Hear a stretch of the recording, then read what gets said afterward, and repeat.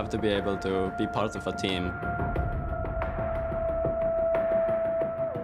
You need to be at the right place at the right time. They know exactly what they want to do every fight. People talk about history. I want to be in that discussion.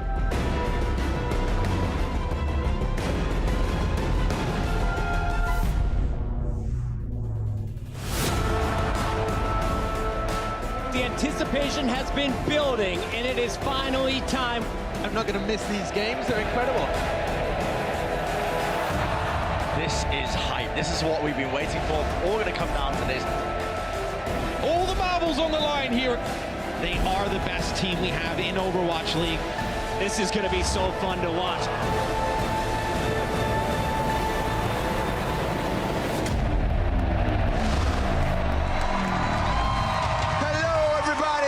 Father's Day to all you daddies out there. Malik here, channeling my inner Steve Urkel. And everybody, I'm so hyped.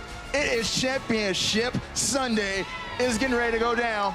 Now, at the end of the day, 125 bands, $125,000 to all you guys who don't speak millennial, is going to be awarded to one of the teams. And 3 of the teams that are participating today in today's stage playoffs were in the last stage playoffs, that being the LA Valiant, the NYXL, and the LA Gladiators. And we also have a newcomer in the Dallas Fuel who started the season off a little rocky, but they've managed to make their way all the way here to the stage for playoffs. But we are kicking off the day with another chapter in the battle for Los Angeles. Now, last night, the LA Gladiators, they came out here and they called out the LA Valiant. A lot of people were shocked. They were like, why would you do that when just 2 weeks ago, the LA Valiant beat you guys 3-0. But the Gladiators made it clear that they wanted to challenge themselves if they were going to get the Stage 4 title. So Blizzard Arena, make some noise and let's get Championship Sunday underway.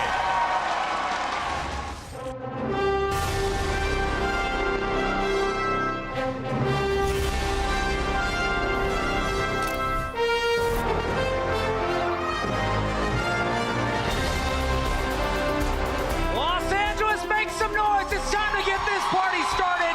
One more rodeo here in the regular season as tonight we get into the Stage 4 playoffs. I'm your host, Chris Puckett. Today at the desk, I'm joined by the great ones. We've got Mr. Sideshow all the way from the UK. We've got Crumbs here, a fantastic Father's Day. How you guys feeling? How could you not be more stoked than the battle for Los Angeles? We get a 5th one. This wasn't even supposed to happen. So the Gladiators is giving us a nice little bonus round. Josh, you feeling good? Absolutely. These games are going to be incredible. What a great way to wrap the season up. NYXL Dallas later on. Who knows who's going to make it to the finals from this match? And your sister's here in the audience cheering on the teams for the first time. If you guys are in the Blizzard Arena for the first time, make some noise today.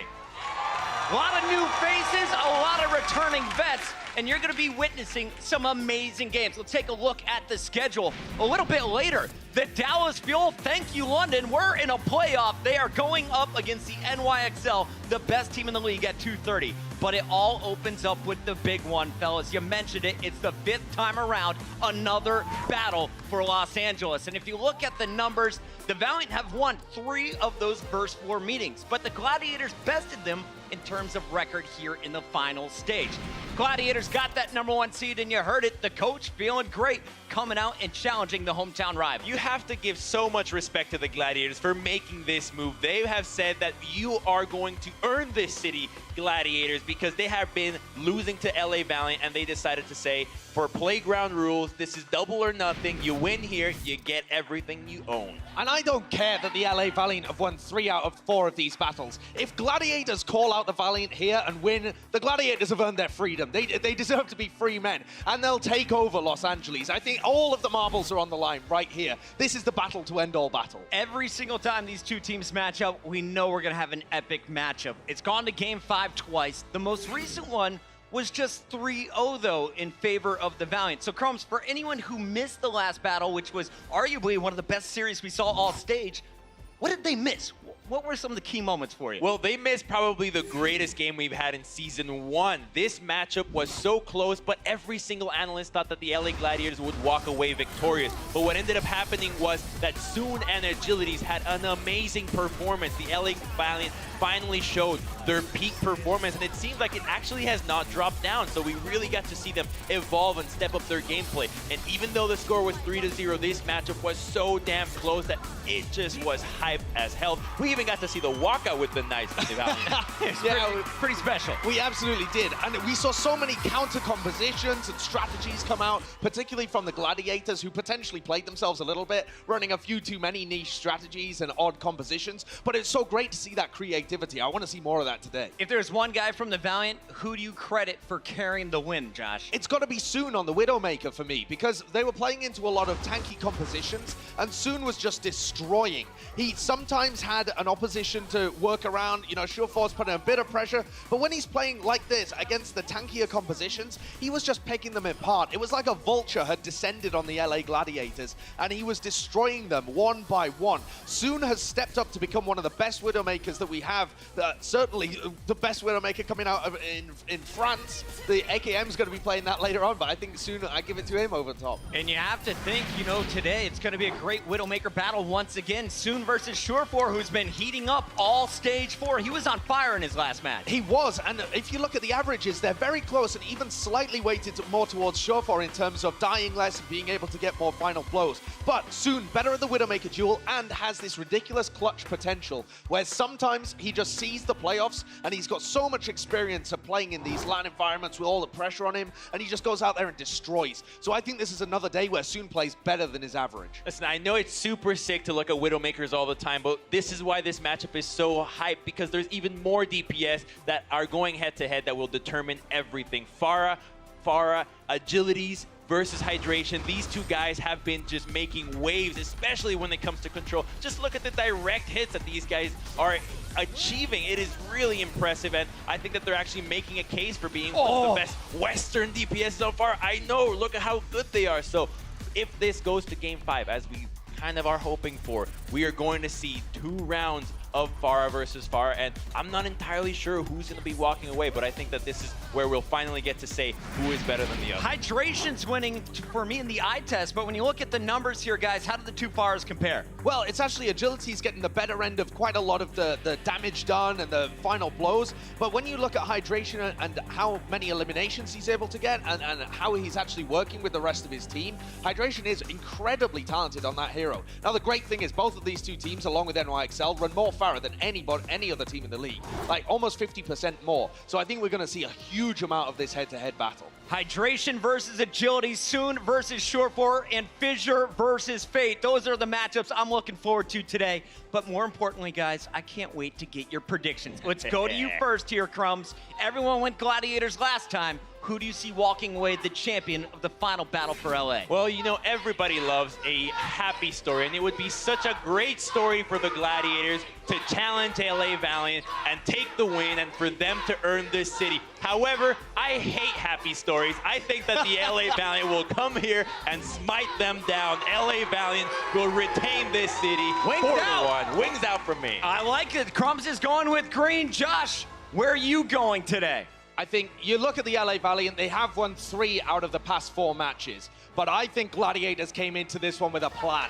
I am going with the LA Gladiators here to be able to take this final battle for LA, and I think they'll be able to do it with a bit of style. It's going to be a close game, but I think it's going to actually be wings down, Crumb. What? Learning from Surefor. I like your moves here, Josh. All right, Blizzard Arena, are you guys ready to meet our teams? 2 hometown favorites going toe-to-toe one more time. It's time to bring out the first one. Let's show some love for your Los Angeles Valiant. Oh, they've got high music as well. I love it, winning 3 of their last 4.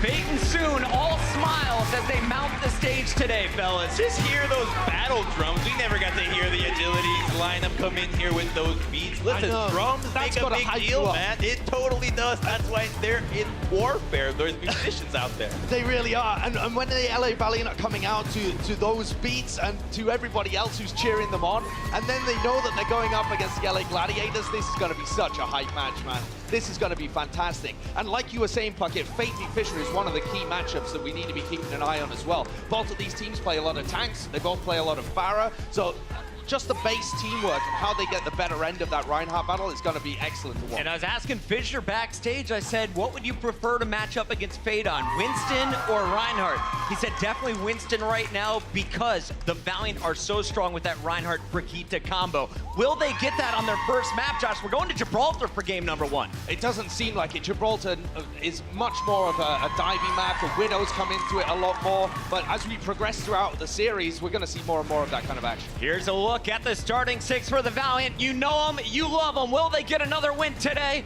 Well, they got to fight their way through the purple squad on the right side of your stage. It's the LA Gladiators.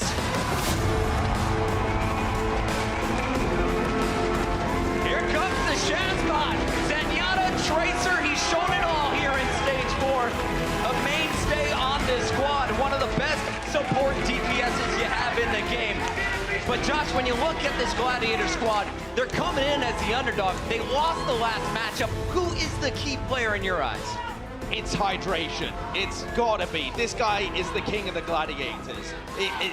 My name is João Pedro Hydration Goesteles, commander of the armies of SoCal, general of the gladiator legions, loyal servant to the true emperor David Pay, father to an abandoned silk-thread, husband to a murdered backline, and I will have my vengeance in this life or the next. You love theater. Russell Crowe's very proud of you. He really is. Somewhere he is. Look at that guy, and look how many names he has as well. I think I actually missed a couple out. I actually have quite a very similar amount of names. There you go. But that can guy you play is so as many sick. heroes as Hydration I can? absolutely cannot, but the man that we finally get to see back, we didn't get to see him yesterday. It's Fisher. He's back in the lineup. This is the star, but this is the guy that was actually focused down by the LA Valiant last time around. If he is to make his revenge, it will have to be knowing that he is going to be targeted. He's going to have to delegate a lot of that power to the rest of the team. And I know Fisher's been under the weather. Will he be able to play at his peak? We're about to find out. All 12 players on the stage. Blizzard Arena, are you ready? The first semifinal of the day starts right now, and to bring you the action, we got Monty and Doa. Thank you, Puckett. I am so ready for another battle for LA, man. And the desk was right. I mean, I know Valiant has the 3-1 lead in this series overall, but the Gladiators called them out. If the Gladiators win this one today, they are going to be the team to be remembered until Season 2 as the champions of LA. Yeah, that's true. And I'm just so excited because I think this was my favorite matchup in all of Stage 4. It really delivered last time. And you look at that scoreline, like the desk said, it says 3-0, but that really wasn't the whole story. A lot of those maps were super close. Yeah. Going into Time Bank, the level of Overwatch that was played was very high. And coming in, these are probably 2 of the top 3 teams we have in the league right now, which is what makes it so appealing that they were willing to select each other for this moment. It's this is exactly what you want from those group selections here in the playoffs. Yeah, I mean, you always get hype coming into playoff Sunday, but like when I saw them actually pick Valiant, I was like, oh, good, because we knew we were casting this match. We were like, yes, yes, we got the good one. I mean, they're all going to be good. We got the best one. I agree. We did get the best one. That's true. And that last match, like you're saying, a lot of it came down to the supports on the Gladiators, too. And let's take a look at Shaz and Big Goose. You had something to talk about with these guys. Yeah, what's so interesting about the Gladiators is you look at how much healing output Shaz does. Big Goose more focused on getting the offensive assists, using the damage boost beam for his team. So Shaz is doing great work. And you think about Shaz, and it's incredible that he's up in the top 5 in a lot of the offensive categories as well, eliminations. And he's still doing so much healing output on the Zenyatta. So a bit of a reversal of roles from a lot of teams where, of course, the primary healer tends to be that Mercy, but Gladiators with a bit of a different style. Yeah, we were talking about it this morning in the production meeting, and Hex referred to it as the reverse Jonak, which I think is pretty accurate here, too, where, you know, the Zen has to kind of do a bit of the healing heavy lifting in this case. Yeah, it is the reverse Jonak, not just fun innuendo anymore, I guess. Hey, we don't need to apply any meaning to that. I'm sure the internet already has in fan fictions across the globe, but no. Just talking about Zenyatta doing a little bit more healing than usual. That's about it. Well, here's our map pool today. It's a best of 5, starting things out on Gibraltar, and we'll see what happens. This could be a 3-map set. I doubt it will be. I fully expect it to go to 5 maps, but it could be. Yeah, and we've seen Gladiators do well on Gibraltar recently. We look at their most recent matches, and they're playing a lot of Doomfist on this defense. Has been very interesting to watch with hydration. And overall, they're 1-0 over the Valiant. And Fisher also had some words talking about why they picked the Valiant. it's the most fun game, and they want the revenge. They say it's not, stage playoffs aren't the most important, and of course many of our teams are looking towards the season playoffs, but that doesn't mean that they're not going to put all their weight behind this today. There's still $100,000 on the line, and that vengeance, I think, is very important to the Gladiators in particular. That's right. I think in this case, the vengeance is even sweeter than a big pile of cash. Let's see if they got what it takes to get it. Here we go. Gladiators on the defense, Valiant on the attack here on Gibraltar. Taking space, jumping on the high ground right away just to chase the Gladiators back. But hey, they only wanted to see what was going on anyway. Crowd getting into it already. I love it. There's no better matchup for the Blizzard Arena than LA versus LA. It really isn't. And of course, we saw the Gladiators holding back, and Hydration switches to the Doomfist after Agilities commits to playing the Brigitte. So you are going to see the Doomfist defense for point A and probably point B. Hydration was holding back, waiting to go back to spawn, seeing what the Valiant were going to play first, and this is the preferred matchup. Here we go, Hydration going in now, has to exit early. But again, they're just kind of trying to control space right now. Just delay the Valiant a little bit. Ooh, shield bash onto him. Has to rocket punch his way to safety one more time. Back up again, and Agility's just shield pass him right down, but Agility's super low. Ooh, that was a close call for the Brigitte on Valiant.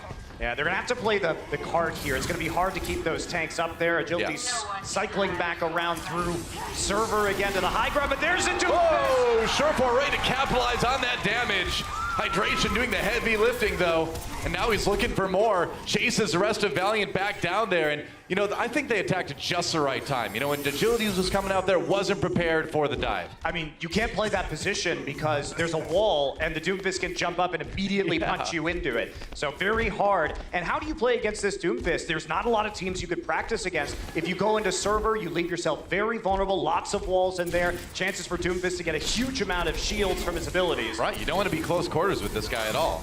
Yeah, you basically have to play this position because there's no real wall for him to punch you into. Yeah, fade down early. Great start to this defense for the Gladiators, and that's going to push Valiant all the way back again. About 2 minutes in the time bank, and Valiant have not made a lot of progress on A. Ooh, Agilities takes a bit more, but he gets out. You can see the Valiant trying to feel their way through this, trying different approaches. Now they're going down to the card, and they're going to try and punish the commit. That is aggressive, but the stun comes in, and Kareem with the finish onto Hydration. Now Valiant has a chance to go in, but Surefour gets the 1v1 onto Soon. Whoa! Space with the 3K self-destruct. Wow, that's a way to take point A. That was a great bait by the Valiant. So they forced the Gladiators to commit. Gladiators bit too hard, went over the boxes, and that's when the stun came in. They finally found an angle that Doomfist was not going to have a lot of success. He's coming back in to delay Meteor Strike. He's going up, and what comes up must come down. It's going to come down right on top of Soon. Shad's down, though. Meanwhile, point A has not been taken quite yet. Hydration, though, removed. Valiant trying to finish this one. They've got the Transcendence out on the Gladiator side, though. Meanwhile, Fate with the Primal Rage just pushing everybody back again. Space still on the payload. Fissure down. And Agilities, he got the rally out right before this last fight, and I think that extra armor really helped a lot. Yeah, Shaz committed the Transcendence after Big Goose had already died. I think that's an overcommitment for the points, so Gladiators, I think, a bit sloppy. They do save their self-destruct, and look at this coming in. Absolutely great job punishing the commitment of the Gladiators. And Valiant just have great fundamentals. It took them a minute to figure out what their game plan was going to be, but then they struck upon it. Oh, they did it with style, too. Kareem gets another one onto Hydration. I think they're starting to kind of download this Hydration pick, man. They seem to be ready for him. The res comes in. Chaz down, so the Gladiators still kind of reeling here. Agilities with another rally, gets the armor onto nearly everybody. And Doa, this is where you want to change away from the Doomfist. I think so. If you can't control the high ground and control the choke points closer to the start of point B, you really want to switch to the Brigitte now, which is going to be more useful, I think, for your final setup anyway. But they're sticking with it. All right, they're going to go for one last fight here at the end of B. We'll see what they can do. Agility just swinging away. Meanwhile, Soon, not a lot of pressure onto this guy. Trying to pop Bishu out of that mech. Transcendence comes in for the Valiant, too. Just to kind of keep people healed up. They want to finish this one. Meteor Strike coming in again. All right, Hydration was pretty close to it. Big Goose and Shaz down. Hydration targeting Soon, gets the kill. Meanwhile, Valiant finish the rest of the fight pretty much in their favor. And yeah, now it's just Hydration. That is going to be point B, taken for Valiant. Valiant cruising now ever since winning that team fight. Kareem is battling up here with the Brigitte armor, and he will take out Hydration. hopping over the top of the boxes for a peek, and now Hydration moves to the Brigitte. Yeah, you got to swap, man. I mean, Doomfist not as great on this point anyway, but I just think Valiant's been doing a really good job of handling this right at the end of point A. I mean, you definitely expect it. So Valiant clearly coming in with a strategic game plan of how to handle the Doomfist. True enough. Little battle going on up soon. They know the infrasight is up. Don't want to take the peek. Meanwhile, Valiant still trying to push forward here. It's going to be another rally coming in for Agilities. Gladiators kind of split up a little bit here. Half in the front, half in the back. It's going to be the Primal Rage from Fissure trying to get the back lines onto Karib, but he's got all that armor. They've got the healing too. Self-destruct comes in. It's going to buy Valiant a bit more time to regroup, but they've lost a few people here. Gladiators have a chance to hold, and they're going to cause Valiant to go back to spawn. Yeah, Gladiators had to use both support ultimates and Fissure's Primal Rage to accomplish that hold. They couldn't really stop soon until they used the Primal Rage. So now they're going to have to come back, resetting their ult economy a bit. They're coming up on Hydration's first rally of the match. Okay. Should have it just in time. Yeah, they really need this rally because if Valiant pushes through with 2 support ults, they're going to have some problems. Oh, going in again. All right. Oh, Fate under pressure. Push back here. He's got that Earth Shatter ready to go. Using the Transcendence now. Oh, he finds an opportunity. Gladiators laid low. The armor cannot save Hydration. They got the rally up, and Valiant just powered right through it. And now they're just pushing through Doa. Fate feed on the Reinhardt and not having Fissure swap to match him. Of course, you want the pressure on the Widow, so it's a hard call, but now it's desperation time for the Gladiators. That Bichu jets out, Hydration right behind him. Everybody piling onto the payload as fast as they can. Oh, and they've got the Transcendence of Shaz. A chance here. Meanwhile, Custa stunned, I think, during that Valkyrie. Stayed alive, though, for the moment. Hydration down. All right, Valiant starting to bring this one out a little bit here. Soon giving himself a better angle onto Surefour. Oh, back in the spawn, and now back to the respawn. Karib with the Transcendence a little bit later here. Now it's just the tanks on the payload right now. Fissure down, Bichu about to be demeched, and now they have to take turns. They're just trying to buy time here, eat up as much of that time bank as they can. But it's not going to be too much longer, I think. The heavy lifting and the heavy tanks are down, and that will be it. 1:04 in the time bank for Valiant. They will complete Gibraltar. A respectable attack, especially after getting held up on point A. The Valiant continue to be strong in their fundamentals. They know what they want to play. And it's hard. When you're the Gladiators and you're facing that last defense, Fissure chooses to stay on the Winston because they want to put pressure down onto Soon on the Widowmaker. If you stay on the Reinhardt, you can't necessarily get back up there and tangle with him. So it comes down to then having Surefour try and counter-snipe him. But once you have that position at the end of Gibraltar, it's so hard to deal with an attacking Widow because if you leave the payload, they might just like roll it in. If you're trying to contest the Widowmaker, otherwise the Widowmaker gets those free shots. True enough. Let's check out a replay of Agilities here. Narrow survival from the Primal Rage. Kind of battling it out. He's pretty lucky he had that extra armor. Whoa, boy, that was, whoa. That was a very close one. Stylish moves, prevent from being knocked off by Agilities. And man, Agilities and Soon, they were really kind of the big keys to the Valiant beating the Gladiators in Stage 4. And Agilities, I think especially, has really, really stepped it up here at the end of the Overwatch League regular season. Absolutely, he has. And can't argue with the statistics on that one, too. Valiant ended up with 35 kills to the Gladiators' 13, so nearly triple the number of eliminations. Not bad. Now they will go on the defense. Gladiators on the attack here. We'll see what the plan is. Hydration hovering over that Genji right now. Agilities is not hanging back to try and change his hero either, so they're committing to this right away. I spoke too soon. Yep. So they are anticipating perhaps something a bit strange coming in here, but mostly, you know, from the Gladiators on attack, we do see standard Widow Brigitte compositions. Could be the Widow Genji this time around, though. Yep. Now, Karib, I love that stat. He's actually kind of under the radar, one of the better Zens in the league, and staying alive especially, and good at fighting those 1v1s, took out Hydration a bunch of times. Well, especially with that Brigitte armor too. He can play more aggressively against Hydration's Doomfist, that's for sure. Yeah. Okay, so they see it. Hydration will change off the Genji, of course. What is he going to go to against the Brigitte? Will be another Brigitte. Okay. Brigitte v. Brigitte. Kind of what we're used to here for a lot of maps right now in the Overwatch League. And the Valiant hanging back and let that payload push through. Car wash.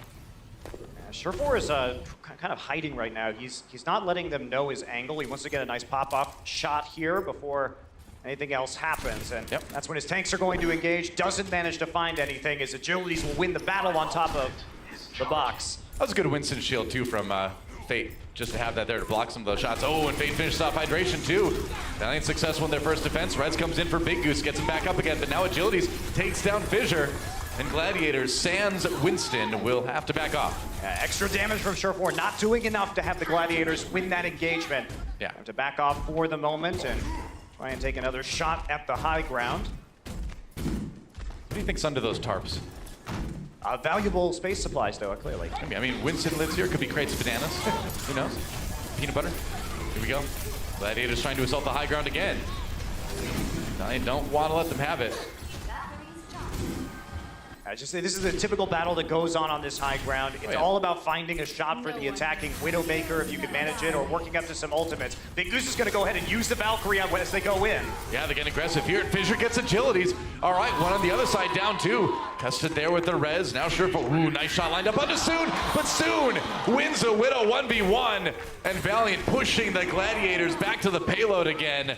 And now look at this, Valiant on the defense, and they had all 6 ultimates, and of course, use the rally to get a bit more armor in. Yeah. Ishu taking a swim. This is looking grim for the Gladiators, Noah, because Surefour took that long flank, and the whole thing is, you're taking that flank because you're trying to hope that this Widowmaker is distracted, right? Instead, he kills Big Goose during the Valkyrie, and then wins the duel on the side. Man. You can't lose both fronts like that. The entire point of using the time to send Surefour around the flank was that you were going to have to win that battle to offset losing perhaps one of your tanks or supports in the other half of the fight. That's right. Gladiators coming in with some extra armor here. Rally used right before the fight. Both teams have access to that little bit extra durability. Ooh, it's space. Just eliminates Shaz with the self-destruct. The res should come through, but that's a problem for Gladiators already. And now Fate taking advantage by popping that Primal Rage, just doing as much damage as he can. Sets up a kill for Agilities, and Gladiators all the way back to spawn again. Fate even gets out with his life. Excellent play by Fate. He noticed the res was coming in, and he said, no, you're not getting this res. He canceled it by punching Big Goose away with the Primal Rage. And that's when they can get exit kills too. So you gain a whole bunch of time if you're the Valiant. Great play. Under a minute now for the Gladiators in their attack round. Remember, they need to finish to even equalize in this map. It's going to be very hard. Meanwhile, Valiant still sitting on both support ultimates. Big Goose uses. He's coming back around though, and Shaz starting on Agilities will be a big win. They're not going to be able to res that, looks like. Yeah, that's going to be a tough one. Meanwhile, Soon under pressure yet again. Space goes back to try to protect him a little bit. Valiant having to give a lot of ground here.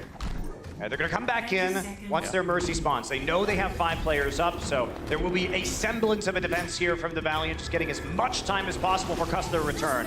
And they've still got those support ultimates. They're going to use one. Valkyrie popped already. Space gets Fissure. That's a great start for the Valiant. Can the res possibly get covered? They're going to try to do it with the trance, and yeah, Fissure back in the fray right now. Soon. Looking for some shots here, zoned out a bit by Bishu. It's going to be the trance again going through. That's a self-destruct. Grab 2 for Space again. Space is self-destructs, man. It's been insane, and now we are into overtime. Gladiators eliminated before they even take point A. It's a full hold for Valiant and a victory here on Gibraltar. What a start for the battle for LA. The Valiant have gotten so good at these fundamentals. They know exactly how to use their ultimates. Self-destruct there. The supports have to be in the open on that point if you're going to contest the payload. There's really not a lot of options. They are almost guaranteed to get hit by it if you've saved it and throw it in an intelligent place. That's what Space does, but he's been playing great. Those self-destructs, the 2 he had, have been fantastic in terms of having a lot of value and helping the Valiant through some tough fights. Absolutely. Well, we will see if the Gladiators can tie things up in map number 2. Quick break before then, but don't go anywhere. Overwatch League will be right back after this. The Overwatch League is brought to you by Omen by HP, the official PC and display of the Overwatch League. Intel. Intel Core i7 powers the Overwatch League. And by T-Mobile, America's fastest network ever.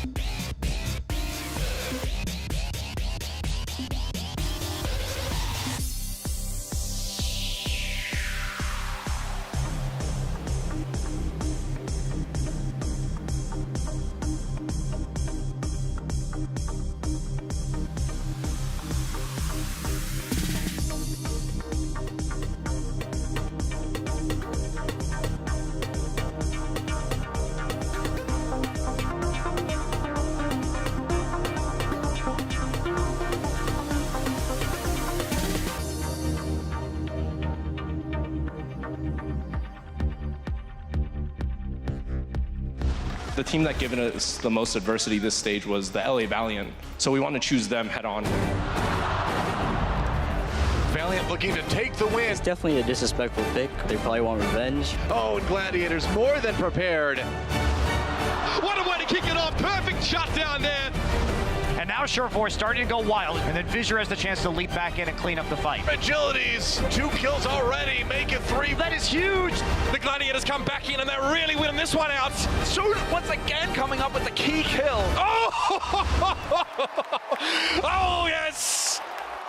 Welcome back, one and all. It is currently 1-0 for the LA Valiant. And I spoke to both of those teams prior to their match today, mainly about the reason why the Gladiators ended up picking the LA Valiant as their first opponents today. Now, the majority of the players from the Gladiators team actually really felt very strongly about this battle for LA. They wanted to take this opportunity to get their revenge one last time. Everyone except Shofor, he actually said or suggested a coin flip between New York and Valiant. That didn't come through in the end, so I guess the coaches didn't really like that idea. Anyway, the majority of them are really in it with their hearts against the Valiant today. Now on the other side, when I spoke to the Valiant, they were, I guess, surprised, pleasantly surprised that the Gladiators ended up picking them. Costa told me he thinks it might have something to do with the Valiant's recent performance against the Dallas Fuel.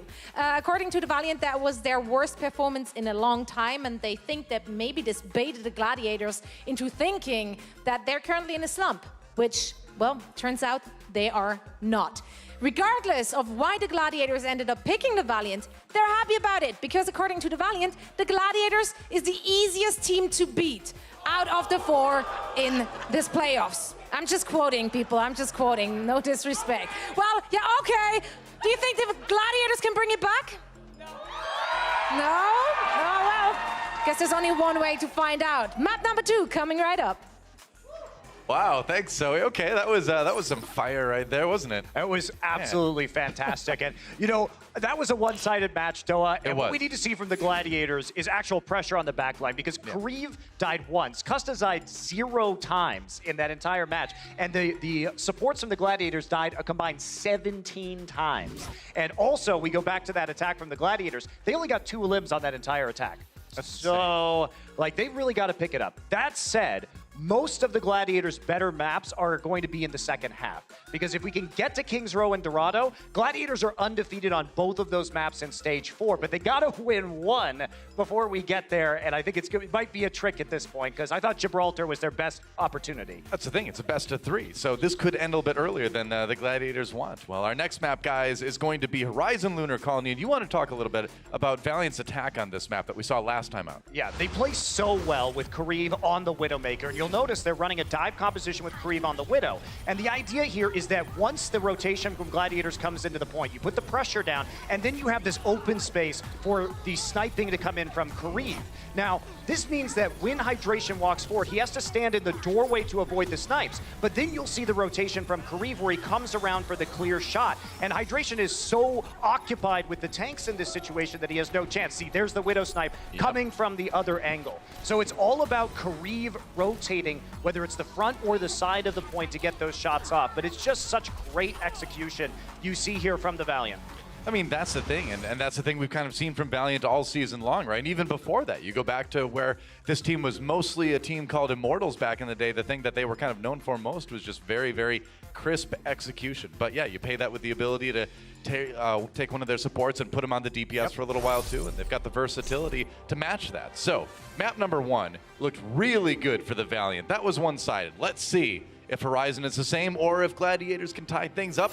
I'm really excited for this map because it went into Time Bank, and the Gladiators have a lot of different strategies on attack. We've seen them go triple tank, triple support, and then they've also played a lot of Tracer and Shaz on Tracer, and then Sombra and Widowmaker recently. So a bit of a variation, not running the Genji. Instead choosing to use the Sombra, which has always been a great pick for the Gladiators and one of their preferred heroes to use across a variety of maps over the course of this first season of the Overwatch League. Yeah, and I mean, Horizon's one of the best maps to use that Sombra on, right? You can pair that with the Tracer and kind of really divide the attention of the defenders and make it really tough to kind of prioritize what side of the point we want to defend on. Absolutely. So Valiant, will they go for the same strategy this time? Swaps coming through, and no, it'll be something different. It'll be Moira Lucio with Soon on the Widowmaker and Agilities playing the Zarya. So they're not going to give that same look. Gladiators playing standard Widow, Junkrat, Orisa on this defense. So we'll see what the Valiant's plan is to get them off the high ground. Yeah, that's right. Valiant wants to speed boost the meat in there and then let Soon get some shots from the side here. Agilities, ooh, dropped very low and dropped all the way to 0. Shaz finishes him off, and it's a rough start for Valiant, although running through these early quarters in Horizon can get pretty tricky. It can, and we don't normally see teams speed boost in that direction. Now, Surefor's trying to get some exit kills here. He knows they have to leave that location because Agilities won't survive running across the open ground by himself on the Zarya. Bravely ran away. They did bravely run away. You got to get Agilities back. It's a tactical withdrawal. That's right. That's right, tactical retreat. Yeah. It's a smart thing to do, all right? Valiant back to spawn, gonna meet up with their Zarya now, looping around the other side here. See if they can make the left side work a little bit better than the right side did. It's hard to rush this through a Junkrat, though. That's the tricky part. Space gets in to disrupt a little bit. They get into the room, and now Soon on his own, waiting for his team to draw the Gladiators back before he grabs some shots. They're on the point right now. Hydration's got the tire, and he's gonna send it in. It's tire time, and gets eliminated by Agilities. The tire did nothing, and Valiant with a chance here to just take a quick point. Hey, Fissure down 2. That's a great start for Valiant. Man, they were so decisive coming into this one. And the tire had to work, Doa. That's where it all came undone because Bishu was off chasing Surefor, or Soon rather, trying to stop him from shooting into the point. So you needed that tire to get eliminations because you didn't have the beef, the tanks, the muscle to go head-to-head on the point against the triple tanks. So that's a mistake right there. Tire had to work, it doesn't, and now the Valiant charging through to point B. Yeah, time to see if they can take this momentum and turn it into a quick take. Here on point B, getting close to some big ultimates on the Valiant side. Meanwhile, Gladiators changing things up. Hydration on the Varrock gets a kill on the Soon right away. Self-destruct sent in on the ground, and that's 2 more for Space. It's the bigger bang. He even gets the Bishu mech, and now Fate drops that Earthshatter. Didn't get the pin onto Fissure, which might come back to haunt them a little bit here. Meanwhile, Big Goose has a Valkyrie up, but he can't keep Ryan alive. Fissure down, and Valiant getting a lot of time here on B. Gladiators gonna have to scramble to take this one. 2 ticks. Now they're gonna send in Big Goose on the Tracer to try to delay. Sound barrier, though, right up there for Valiant. They are ready to fight this. Hydration's Doomfist doesn't get anything done. Bishu nearly demeched again. They are so close to taking it. Another Earthshatter comes in already. Fissure dropping that one, and maybe Gladiators have found a chance here. Yeah. With the Transcendence, they pull it off. Surefor gets the picks, finds the angle on the side, goes for the Widowmaker, and that's what works for the LA Gladiators. Valiant tried to deal with Hydration, but they all collapsed back when he went deep, and that allowed Surefor to get some angles, but Soon says, no, there will be no more rocket punches, and there's not going to be any heals either, and they only need that 1 point. And Soon was so ready for that one. Ready for the Tracer, too, coming around the side. Fissure down, Agilities gets 1, so Valiant not wasting any time to get right back in here. Trying to fight it out with the Tracer, loses a little bit of health here. Meanwhile, his team looks like they might be winning the fight on the point. Looks like they are. Another self-destruct from Space. Fissure has a shield up in time, but there's a grab. Big Goose caught in it. Goodbye, Big Goose. There's another Earthshatter just to finish things off, and that's going to be 4:19 in the clock for the Valiant. Pretty crazy good attack there. They are really, the Valiant, firing on all cylinders today. 21 elims to 6 on that defense. Really good thing the Valiants are wearing those John Deere colors, because today the Gladiators are getting farmed, Doa. Oh, man. That was some sick wordplay there. Well done. I mean, there's no other way to say it right now. The John Deere reference. I think you could have found a different way to say it than the John Deere reference, but, you know. It's just so incredibly one-sided. And look at this, Soon with the pick, and then immediately the shot again onto Big Goose. That starts off when you only need 1 tick. That's basically it. I mean, that's how this Valiant team has been, though. Whenever things start to kind of look like they're spiraling out of control a little bit, one of the DPS makes a big play. Whether it's Soon or Agilities, seems like somebody's already always ready to step up. Yeah, they are, and you know he got 5 final blows, 21 on his team. Agilities, though, I mean, he was doing great, 12 eliminations. I think, though, You know, for my money, I think Space is probably the MVP of this performance so far.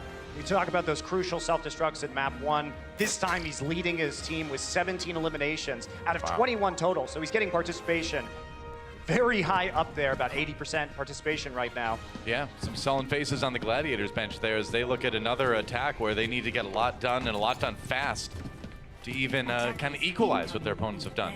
Yeah, and they're going to run the same attack they did last time before Time Bank. So they didn't pull out the Sombra Tracer until Time Bank last time. It was just this triple tank, triple support look, which it honestly worked very well for them. They got a pretty fast cap through both points on the map. We'll see if they can execute just like they did in their previous meeting. I love that stat we just showed there. Space with 2 deaths total so far. I mean, Custa has 1. Yeah, that's something. Valiant certainly doing a good job of living, which is the key to winning in Overwatch. Who knew? Gladiators on the attack now. Going for something fairly similar, except no Widow for them. They're just going to triple tank, triple support. Just gonna bounce across the open ground. Big Goose down already, and that's gonna make it pretty tough to complete this attack here. We'll see what they can do. They gotta get on the point. They have to try to follow through with it. They're just sort of milling around the back right now, Doa, but I'm not sure how Big Goose is going to get there. Soon is going to start hunting for him pretty soon. They push all the way back to the hydroponics bay. It's a goose hunt. It is. It's going to be a goose hunt here pretty soon. And he's back again. We'll see if he can rejoin his team. Pretty amazing if he can get there. They're going to push the point to try to draw the attention away from him, but there he is. Cue the duck hunt music. I know it's a goose, but bear with me on this one. Meanwhile, Kareem gets Fissure. Oh, and there's a Riptire to remember. 2K from Agilities to seal up the defense for Valiant, and yeah, that'll be about that. Gladiators are out of sorts today, Doa. I don't know how to say it. Like, trying to delay that long on the hope that Big Goose would get the point when they're playing in a 6v5. I don't know how you're supposed to do that. You don't have healing. You're going to give them a very fast Riptire, as we saw. Yep. Everything kind of falling apart anyway at that point. Yeah, you're going to have to attack it as 6 if you're going to use this strategy. They're going to try to go in again. Hulk brings everybody in for a bit more damage.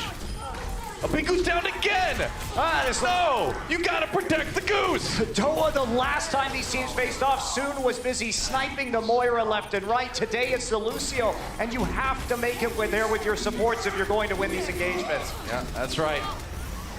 Well, another self-destruct just to kind of hold the point for a little while. Custa with that Valkyrie out, pulling out the pistol, not getting any kills out of it though.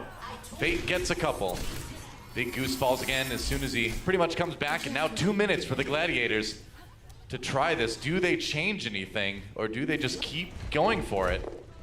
I don't know what else they're going to do. They have to play it too late. Right? I think they have to play this just to get their ultimates up and see. They have the rally now. Maybe they can come up with some big plays. They're going to have a Graviton self-destruct combo. The eggs are in that basket right now. Somebody got separated.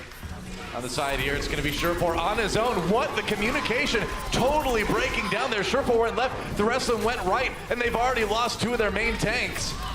It is just not the Gladiators' day so far here. I know the idea was that they were going to grab them from behind, but that is a long shot. And with how tight the Valiant have been playing, you can't take that gamble. They're going to collapse on that flank. That's exactly what they did. No surprises, especially when the infra site is there for Soon. Well, little over a minute left for the Gladiators in their attack, and they gotta get something done. They've got some ultimates to do it with now. Lost some of that armor on the rally from that last fight.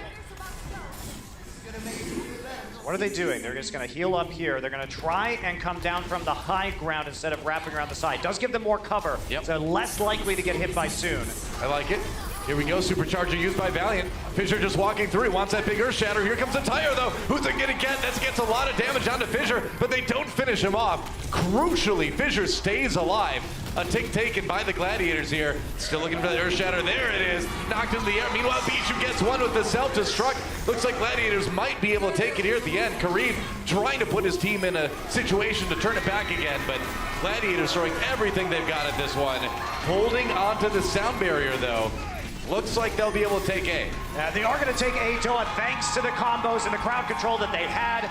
And the Riptire not doing as much work. Fissure down to a sliver of health, but kept up by his teammates. A lot of healing, of course, coming out of that Moira. Now they're going to try and snowball this. They've got only a sound barrier and maybe... Whoa, that's aggressive. He's going in.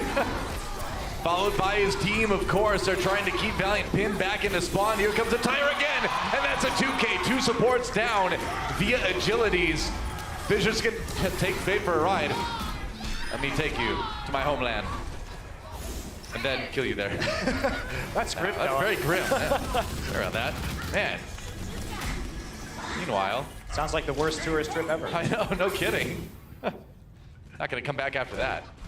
So I'm curious if Gladiators are going to change. I guess the answer is no for the time being. They want to keep pushing this. They know there's no rip tire now, so they may be emboldened soon on the Junkrat. Agility's resetting as well on the Brigitte. So there are going to be an opportunity here where Gladiators are coming up on a lot of ultimates, so they're going to try and push this advantage. Went for the charge onto Fate here, too. Throws the Fire Strike through.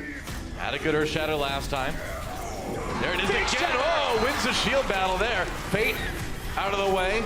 Now Valiant struggling a little bit. The res comes through. Custa gets him back up and lives somehow. Meanwhile, the second take taken by the Gladiators. Soon roasted by Surefour, and he's still got the grab to use. Gladiators take it. 2:49 in the time bank.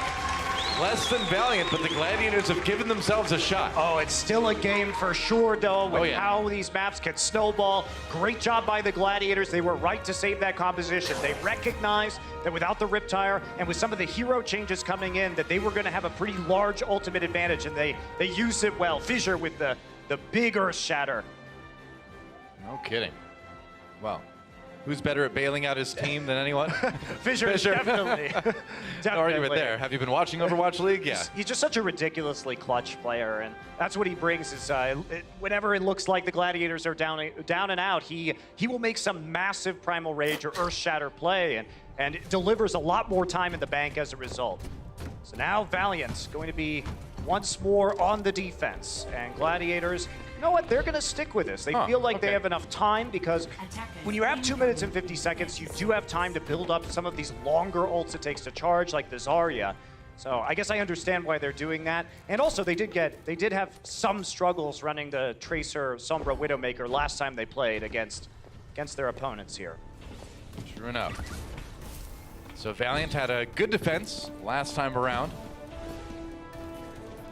2:49 in the clock for the Gladiators.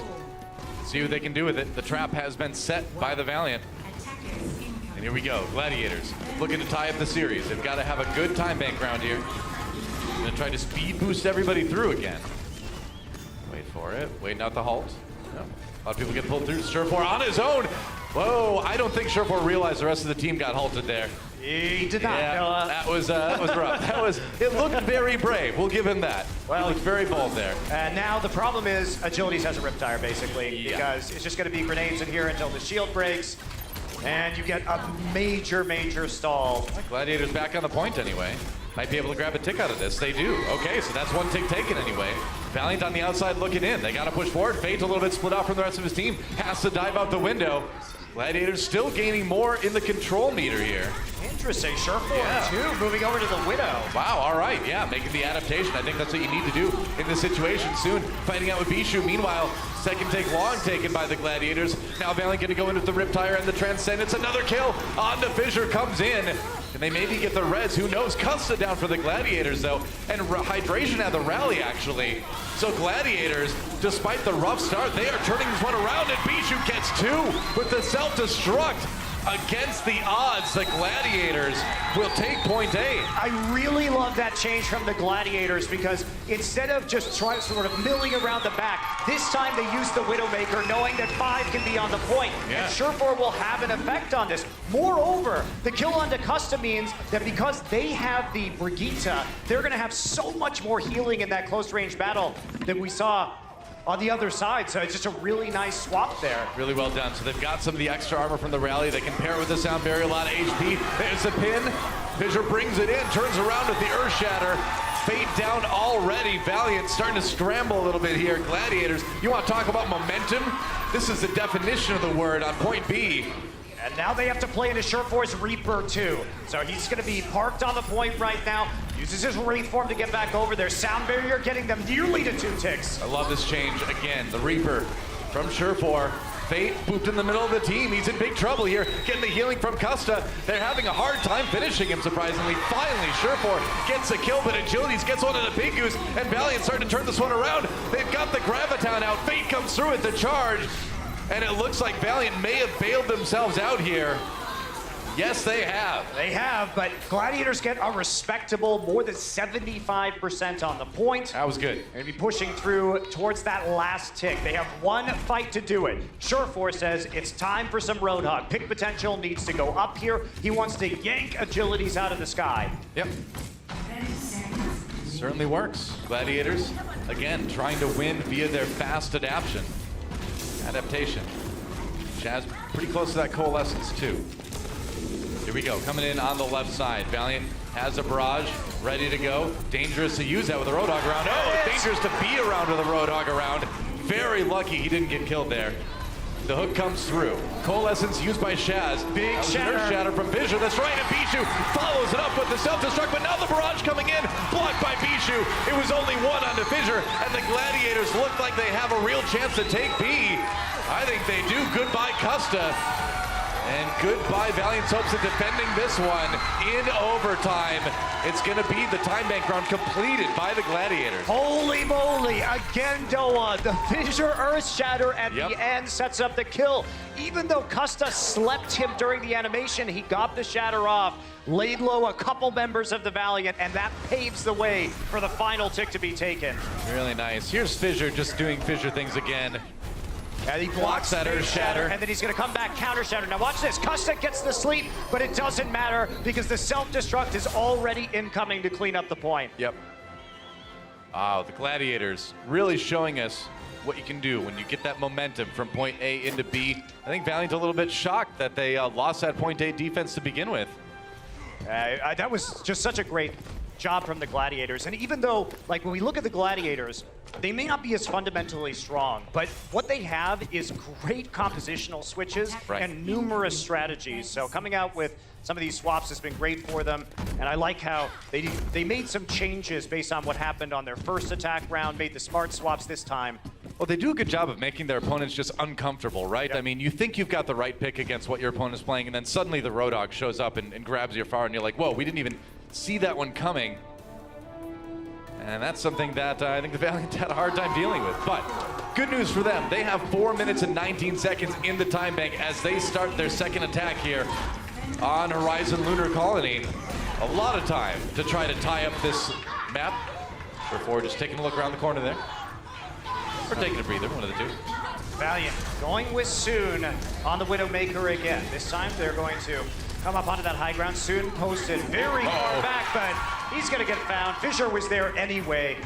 Gladiators taking the Soon threat very seriously. As you should. Meanwhile, the rest of Valiant bottled up in that room. Soon's going to go ahead and swap over to the Tracer. Doesn't want to go for the Widow 1v1 anymore against Surefour. Now you can see they're not actually aggressively pursuing this. Bijou was zoning them out, but Hydration wasn't firing the grenades in there. Oh, Custa!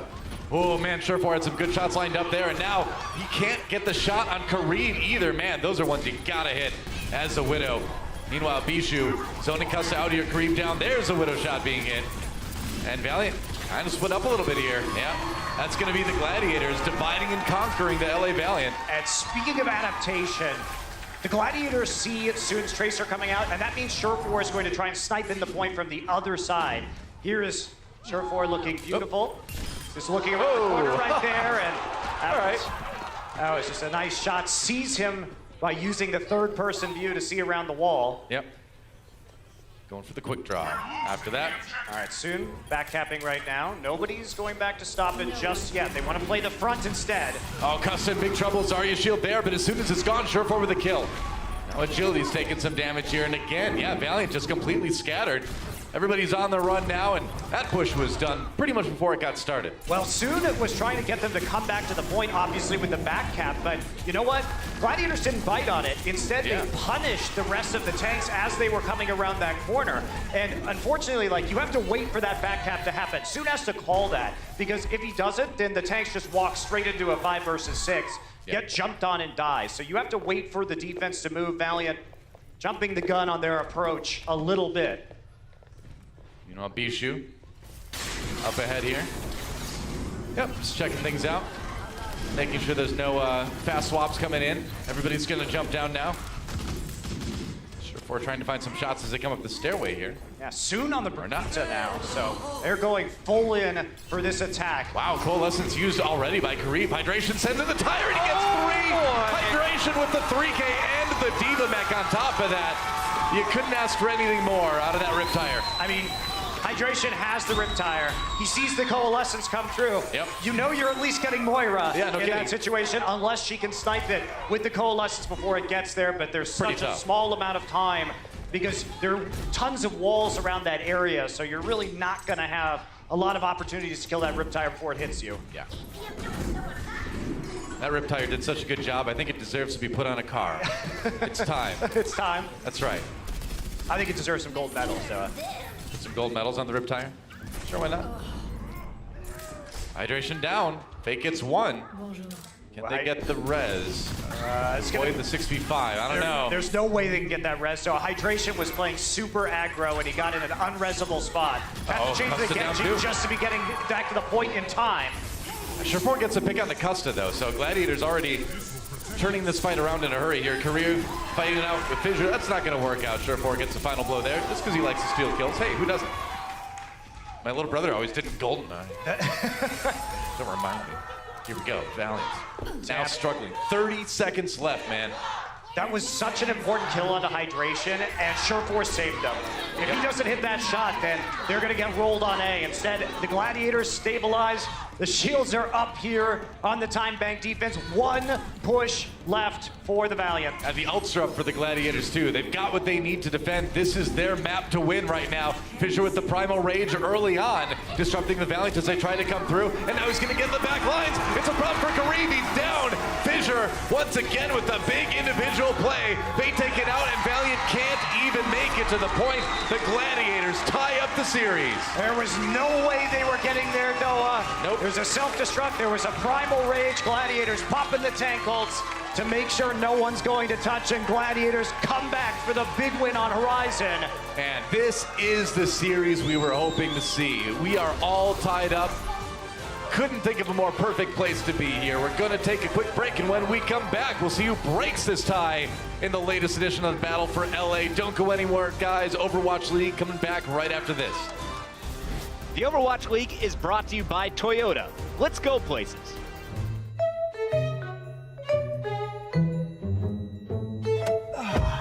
Hey, Doa, thanks for the ride. No problem. I've got something you've got to hear. This car has a pretty good sound system, right? Yeah, the best. Excellent. Because we're going to need to hear the whole range to really appreciate this. It's a thing of beauty. You ready? I am as ready as I'll ever be. This is Monte Cristo, and today we're going to take a look at a strategic breakdown of the latest match between the Los Angeles Gladiators and the Seoul Dynasty. Right off the bat, we're going to get a couple of environmental kills. But I hear it. At the I feel like I've heard this one before. It's like honey dripping into your ears, all of the treble and the bass working together in perfect harmony. Oh, it's a thing of beauty. It's like an ancient Norse deity decided to open his mouth and... You just don't appreciate art. That's it. That is definitely it. Shamelessly original, the Toyota CHR. Toyota, let's go places.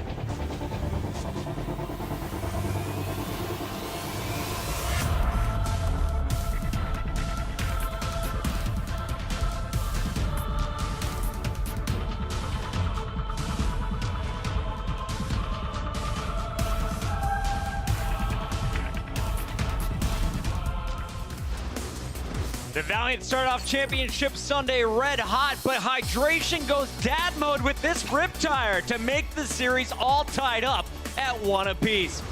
Welcome back to the Blizzard Arena. We got the best fans on the planet, and you're still with me, right? Yes, we have an awesome crew here in Los Angeles, and of course, another Battle of LA.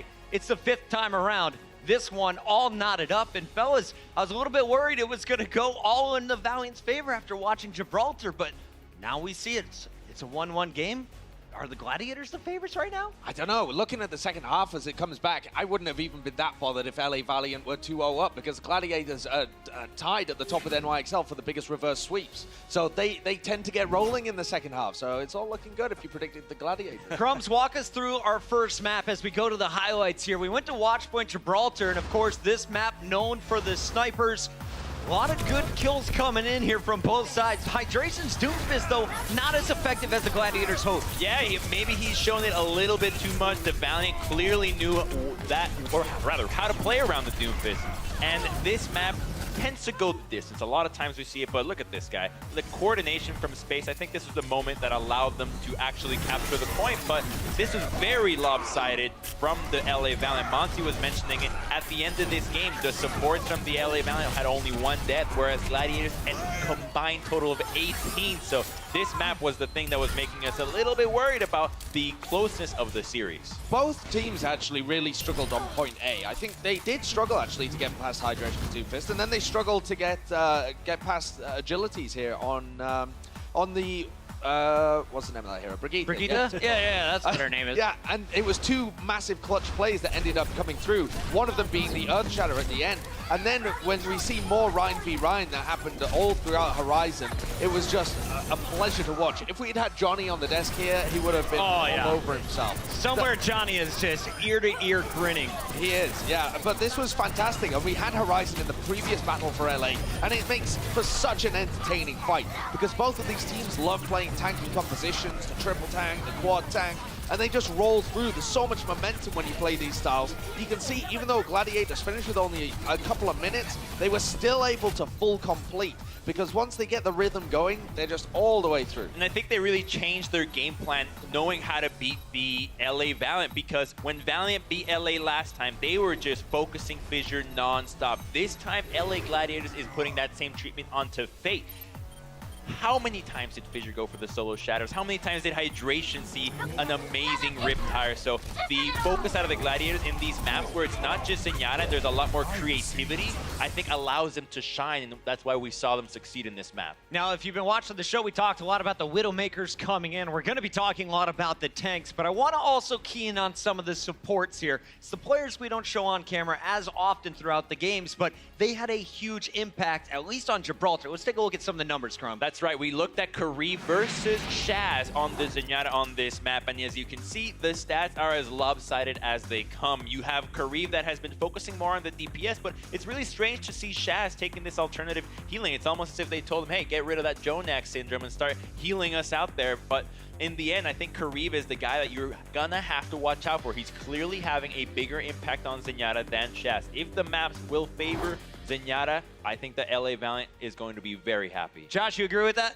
Yeah, definitely. Kariva's an early contender for player of the match when we were looking at that first round. Obviously, it's difficult because Gibraltar, they didn't really get past point A, so it's difficult for Shaz to get into the game in that sense. But he's also just been outshone right now by Kariv. And even when they were playing the Moira and the Lucio compositions, the LA Gladiators look a little disjointed at points. So if they can tighten that up, they look a lot better. Now, Space had some major diva bombs on map 1, but the second map, it was all about the Reinhardts forming. We got to take a look back at some of the key moments between Fissure and Fate. Josh, what were you seeing from the main tanks? Well, this was an unreal clutch coming out from Fate. Obviously not playing into an enemy grind, so there's no potential for blocking, but playing around it so well and just whips it around the corner. That's how they complete the map. Then here, as they're dancing around each other, it's Fisher and Fate having a head-to-head battle, and they're really trying to get the better end of it. All of these ultimates are going straight into the... Fisher had just blocked Fate's Earthshatter here, and then lands an absolutely money Earthshatter. Yes, he gets slept, but the Diva Bomb's already in there. By that time, it's too late. As soon as you get in these Ryan v Ryan matchups, we've got King's Row later on as well. These are going to be insane. These are two of the best Ryans we have in the whole Fisher league. was saying earlier before the match, he doesn't like playing the Reinhardts as much as the Winstons against Fate because of how much Brigitte helped at the Valiant run.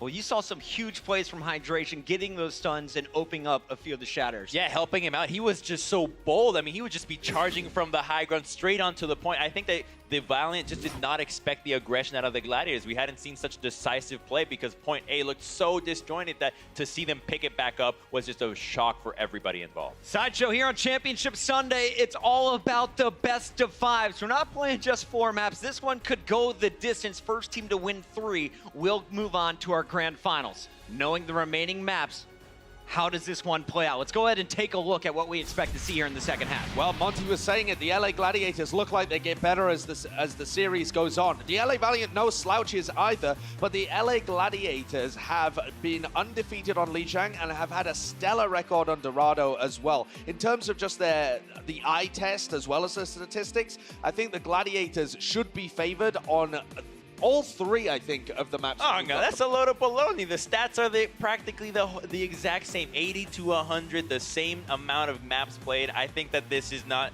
a way to say that any team is favored. As soon as you get to those tanky compositions, I got my money on Fisher almost all of those times. And also just his ability to be backed up when he's playing alongside alongside Bishu, and they go for those aggressive dives with the Winston. You got to favor him. So you're sticking with your Gladiators in the second half? I'm sticking with the Gladiators. Yes, I think they've got it. The second half burners. Crumbs, what about you? You sticking with your Valiant? Absolutely. They look like they should have been up 2-0, so I think that LA Valiant's looking fantastic here. This match has been incredible so far, and the next games are going to be even better. Don't go anywhere. The Overwatch League Stage 4 Finals continues when we return.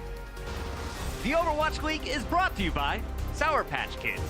Sour, sweet, gone.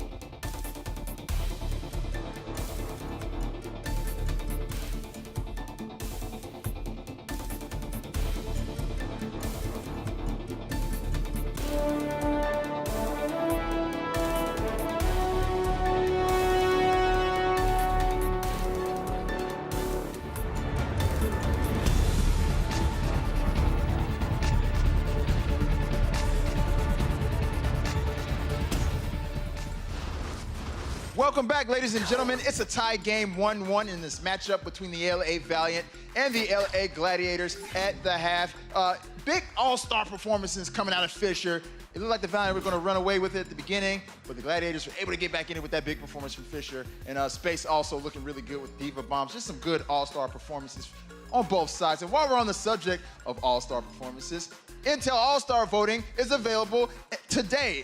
Actually, today is going to be the last day because voting is going to close at 11:59 p.m. Pacific. So you guys want to make sure you go to blizz.ly/Intel All-Star Game, sign into your Blizzard account, and vote for your starting lineup for both the Pacific and the Atlantic Division. Again, guys, this is the last day you can do it, so make sure you get your votes locked in. But anyways, guys, we got ourselves a really good game on our hands in this battle for Los Angeles. So let's go ahead and get right back into the action with our casters, Monty and Doa. Thanks, Malik. I have to actually go and vote for that. Have you done that yet? I haven't yet. We got to do that. I'm mostly excited for All-Star so I can watch Golden Boy fight a bear. I'm going to be real. That will be great. Who's your money on? I don't think I bet on Golden Boy for anything, so oh, wow. the bear. Okay, all right. Yeah, sorry, The Golden bear. Boy. He's not around. As soon as he's gone, the hits start coming in. Well, guys, the hits don't stop coming because it's a battle for LA. That's right, LA versus LA. Gladiators able to take Horizon Lunar Colony, thereby tying up the series. Going to go to Lijiang Tower next, but we have a substitution to talk about. Before that happens, it's going to be Void coming in for Bishu. Oops, I said it before the graphic there. There we go. Oh, you messed it was it up, supposed Noah. to be a surprise. Ah, well, there you go. Void coming in for Bishu here on Lijiang. And as we talked about earlier, second half definitely going to be stronger for the Gladiators. So taking a map in the first half, very important for them. And, huge, yeah. Yeah, I misread my notes earlier. It is Lijiang they are undefeated on. So they will be coming in with a 5-0 record on that map. So exciting times if you're a Gladiators fan. Chance for them to go up in this series. Now, what are we going to see on Lijiang? It's going to be a lot of Pharah. I was going to say, It's Pharah, gonna Pharah, be Pharah. a lot of Pharah. Both of these teams very Pharah heavy, play Pharah across all 3 points on this map. No problem for them. You know, it's actually good that Golden Boy isn't here because the last time he was here during the battle for LA and there was a control map, he fainted at the end of it. He had to be revived by Brennan Sideshow on the desk. That's all right. He got revived by the end anyway, so I'm sure he'd love to be here, That's enjoying the excitement of it all. I know these maps can be stressful. The Boy of Gold. I'm sure he's watching from home. Here we go, guys. Valiant versus Gladiators. Gonna start things out on Garden, and yeah, the Pharah is coming out already. Agilities versus Hydration, on board with Hydration right now. As he looks at booping some people off the bridge. And he does. There goes Kareem. The first victim of the bridge. Oh well. Always a pleasure to see Hydration back on the hero he made a name for himself on before the Overwatch League began. He's diversified his hero pool so much since then, but this is still the Hydration Classic. Absolutely. And it will be Gladiators taking the point first off of those early picks from Hydration and company. And not much to say there. Now we've got, of course, Kareev back up in the back line, had to be escorted around the side of the map by his tanks, and now we're going to have the real fight beginning here. Surefour looking for Soon, but Soon has the better position onto the point right now. Hydration trying to take out Kareev again. Surefour got the shot. Now Hydration going in after Soon. Here Soon tries to grapple over. Escapes for the moment. Meanwhile, Kareev does get res. Hydration now in trouble, takes a rocket. Now Agilities gets one in return. Has to run. Trying to concussion grenade his way away from there. Yeah, he needs to get over that thing and help back. Eventually makes his way around. But those picks on Kareev are opening up the point here. Well, Agilities just contents himself with a kill onto Surefour instead. So now Valiant can still fight this 6v5. They can. They're going to try and move in for their first control percent here. Slowed down thanks to their support's deaths. Surefour going to take out Agilities. I mean, both Pharahs are out of commission right now, so it's just a 5v5. Meanwhile, Void jumps back on the point to try to support here.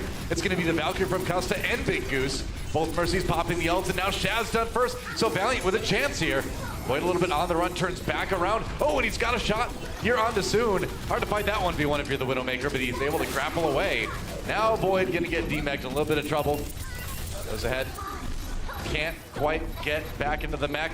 And it looks like Valiant might be able to flip this one. Crucially, they're not having to use a lot of ults to do this either. No, they're not having to use very many ults, but neither is the Gladiators, though. In fact, the Gladiators lost that fight about 25% previously, but there was no one there to contest Void on the point. So the stall actually working in the Gladiators' favor. They were afraid to approach because Surefour was in the infra site.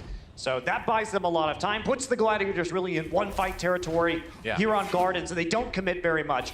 It's a smart stall on the side of the Glads. The Glads. That's right. They're just happy people. After they're happy after that last map. I was going to say, yeah. Played very well. Make anyone happy, well, except for the Valiant. Meanwhile, Agility's got that barrage loaded up and ready to go. The dive comes into the backlines. Kareev has to pop that Transcendence to stay alive. Now Agility's coming in, waiting out the ultimate's gonna drop that barrage. Well, the D.Va flying up there, and Hydration gets him with his own barrage instead. Gladiators will not be denied. They are gonna get the early kills here, and it looks like they're gonna be able to flip it right back again. And here we go. They are going to flip it back, Doa. Now it's going to be desperation time for the Valiant. They used a lot of ultimates. Maybe they have a Valkyrie coming in. They'll be able to get there thanks to the Primal Rage, allowing them to hop over just a little bit faster. But Gladiators have changed their approach entirely. They are gunning for the supports now, big time. They have made some adjustments in their targeting at halftime. Well, I think they saw the stats. I mean, they saw who died the least. And oh, soon going down there. Hydration from on high. Now Valiant having to fight this one out. 5v6, and we're in overtime already. Gladiators ready to take this point. Kareev around the corner. It's a double kill on the supports from Hydration. And man, the Gladiators just all over the Valiant here on Gardens. Fate gets one in the end, but overtime expiring. Fate, whoa! Fate coming in and getting two big ones here. But it is going to be the Gladiators. Yeah, I think taking this one, and the greatest gazebo of all, the Gardens, go to Gladiators. And look at the difference in these statistics. Kareev and Custa died a total of 8 times on that map compared to Shaz and Big Goose 1 apiece. Wow. And that's a pretty big reversal compared to what we saw, say, on Gibraltar, where Custa didn't die at all. And, you know, that's what they needed to do. So you see the adjustments being made by the Gladiators already, focusing more on those supports. Kareev dying the first 2 times on that map slowed down the Valiant and got Gladiators all the way to 75%, really. It's looking good for the Gladiators right now. It is. What a turnaround. After map 1, you know, you and I were talking during the break, and we're like, oh boy. I hope this isn't going to be a quick one, but Gladiators just storming back in with a win last map and now putting themselves into position 1 round away from taking Lijiang Tower and taking a lead in this best of 5. Surefour over on the McCree. You do see a lot of Far McCree on this point. You'll see it from both teams here. Fate gonna be walking out, Void back on the D.Va. No flashbang over the top of the shield. That was close. It's a little bit too far back. And that's a good shot either way. Soon down, now Space in a lot of trouble. Gladiators, man, they are just taking it to Valiant here. And that's going to be a very clean fight for the Gladiators. Looking crisp. The Gladiators back on some of these comfort compositions. Surefour on one of his classic heroes in McCree. Yep. Well, let's go take a look at Fissure right here. Does get hit, but by the flashbang, but that's not going to deter him. Comes in with his hammer and then gets the charge onto Fate. Man, Fissure plays so well on Horizon Lunar Colony, and now doing a good job of keeping people occupied for Surefour to hit the shots on Control Center. We're going to be walking around here, has the Deadeye loaded up. Yep. All right. Valiant trying to come back in again. They've got some support ultimates to use. Tynoon, though, for Surefour, trying to find some shots. They couldn't get the shield out of the way in time. And now Agilities gets a kill into Fissure. A chance here for Valiant to come back in, but there's a res. They covered it well with the Transcendence on the Gladiator side. Meanwhile, Fate gets 2. Whoa, with a Fire Strike. And now the grab comes in. Valiant turning this one around. Looks like they might be able to flip it. Oh, Fate got over-pursued there by the tank line from the Gladiators. He had the healing on him, which gave him the opportunity to hit the Fire Strike. You can see right here, Fate, he's got his barrier up. They can't get enough damage into that corner, and the healing from the Mercy Beam is just enough. Yep. Got that nice Fire Strike right as he died, too, for 2 kills. Yeah, Space did drop the Graviton, though, so Void coming up on a grab of his own. Keep an eye on the Graviton and the barrage combination that could be coming in from the Gladiators. Agility's trying to cut them off, and he does. He just dropped the barrage. Yeah, Agilities dies, but they got Fissure here. Meanwhile, the res comes in onto Agilities, but now Gladiators coming back with a couple. They've got their own grab. And Kareev, oh, what a late Transcendence. He did not get there anywhere close to in time. Not only that, Doa, but Fate was, his Earth Shatter was canceled in the animation because he couldn't stay alive long enough due to the little bit of a late Transcendence, and now that's a couple big ultimates used that are gonna flip it back to the Gladiator side. Fissure has another Shatter, and he's been so on point with these tank ultimates today. That kind of transcendence, you're like, everyone else on your team is dead, and you're like, sorry guys, don't worry, it's a fast-building ultimate. Just a little bit late there. Yep. A Deadeye comes in. Hydration. Yeah, hydration, not able to get behind cover. Meanwhile, Fissure taken down here. Ooh, Surefour gets another one with the Deadeye on Acosta now.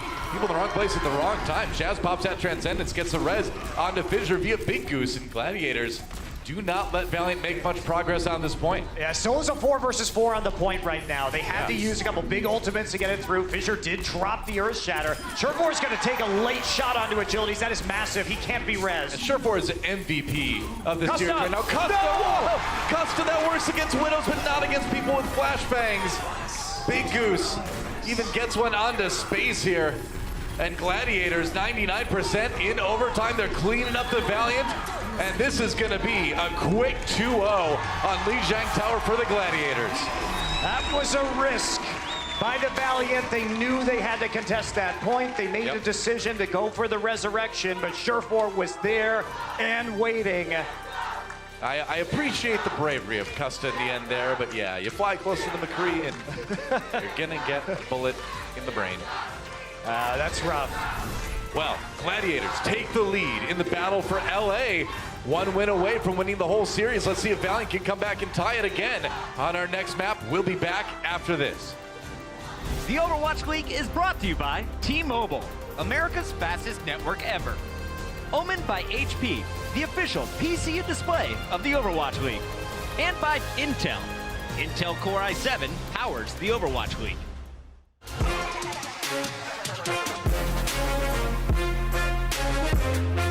Oh my gosh, this can be for you. Yeah, there we go.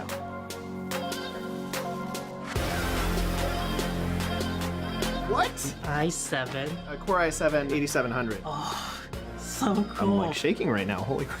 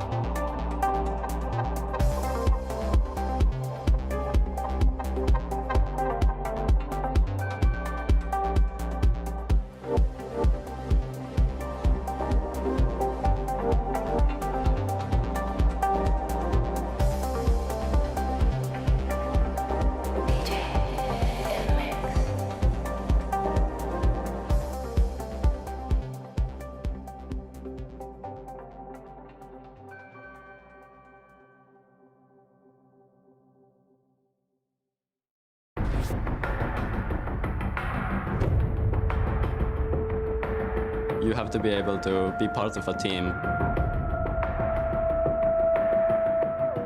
You need to be at the right place at the right time. They know exactly what they want to do every fight. People talk about history. I want to be in that discussion.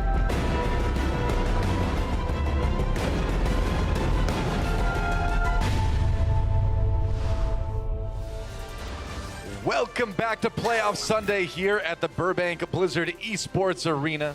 Lovely California. Guess what? What? Gladiators have taken the lead in this series. They crushed on Lijiang Tower. Now we are going to Kings Row. We've got some Junkrat to talk about, don't we? Yeah, we do. And what's so interesting, the desk touched on this before the map, but both of our Flex DPS players really step up from their averages when they play against each other. And we can see this here with agilities on and hydration on the Junkrat. We will see a lot of Junkrat on these defenses, but when the Battle of LA is on, these guys are performing well above their normal levels. And it's been consistent across Genji, Pharah, and Junkrat. So really big plays from these guys. It's been a bit quiet today because we've seen a little bit more Brigitte, but now we're getting into the Pharah and the Genji and the Junkrat heavy maps in this pool, and we could see them pop off. Hey man, it just goes to show the battle for LA kind of brings out the best in both of these teams. Like I think this is actually my favorite matchup in the Overwatch League. At the end of the regular season, like we are right now, I think this is my favorite matchup. Yeah, and it's always delivered, right? It's always been really entertaining. It's been back and forth. This stage has been incredibly close, and looking forward into the overall season playoffs, either of these teams could very well be in the grand final. Oh, no doubt. Yeah, easily. Right now, though, we are going to Kings Row for the 4th map in this playoff match. Remember, this is a best of 5, guys. If Gladiators win this map, it is over. If Valiant are able to take Kings Row, we go to that 5th map to decide it all. But it could end right here.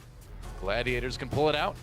Yeah, interestingly, too, a lot of Pharah on attack from both of these teams. Right. Especially the Gladiators have put a premium on that. Now, Gladiators it's been a mixed bag here on Kings Row because at times they've looked good, even in maps that they've lost. Especially, we saw that Gladiators Excelsior game. That was probably a map the Gladiators could have won, but there were 3 big Zarya Graviton whiffs by Void, and I think that prevented them from closing the map. But if they can avoid those kind of mistakes, could be a strong map for them to be sure. Let's see what they can do. Gladiators on the defense first, Valiant on the attack once more as we go into what could be the last map in the last battle for LA in the regular season of 2018. Yeah, expected Roadhog from space. They like to run these pick compositions. Gonna try and get rid of a trap and a mine there on the side. Gladiators is gonna be doing a standard high ground defense, short or behind the barrier, so not looking to play the upper hallway or the window just yet. Going to wait till the Valiant actually approach the point. Yeah, and with the comp Valiant has, they can't really jump up there either and dive that in any way. Ooh, man, Fate nearly went down. Especially against the Roadhog, this is a smart distribution of players. Having 5 behind the barrier and hydration, behind plenty of terrain at the hotel, it does limit their options to get hooks. That's right, Fate's just gonna walk onto the point, make the Gladiators come to him, and that's probably what they're gonna do. Yeah, going down the stairs now, a few of them. Anyway, Void pops back up again.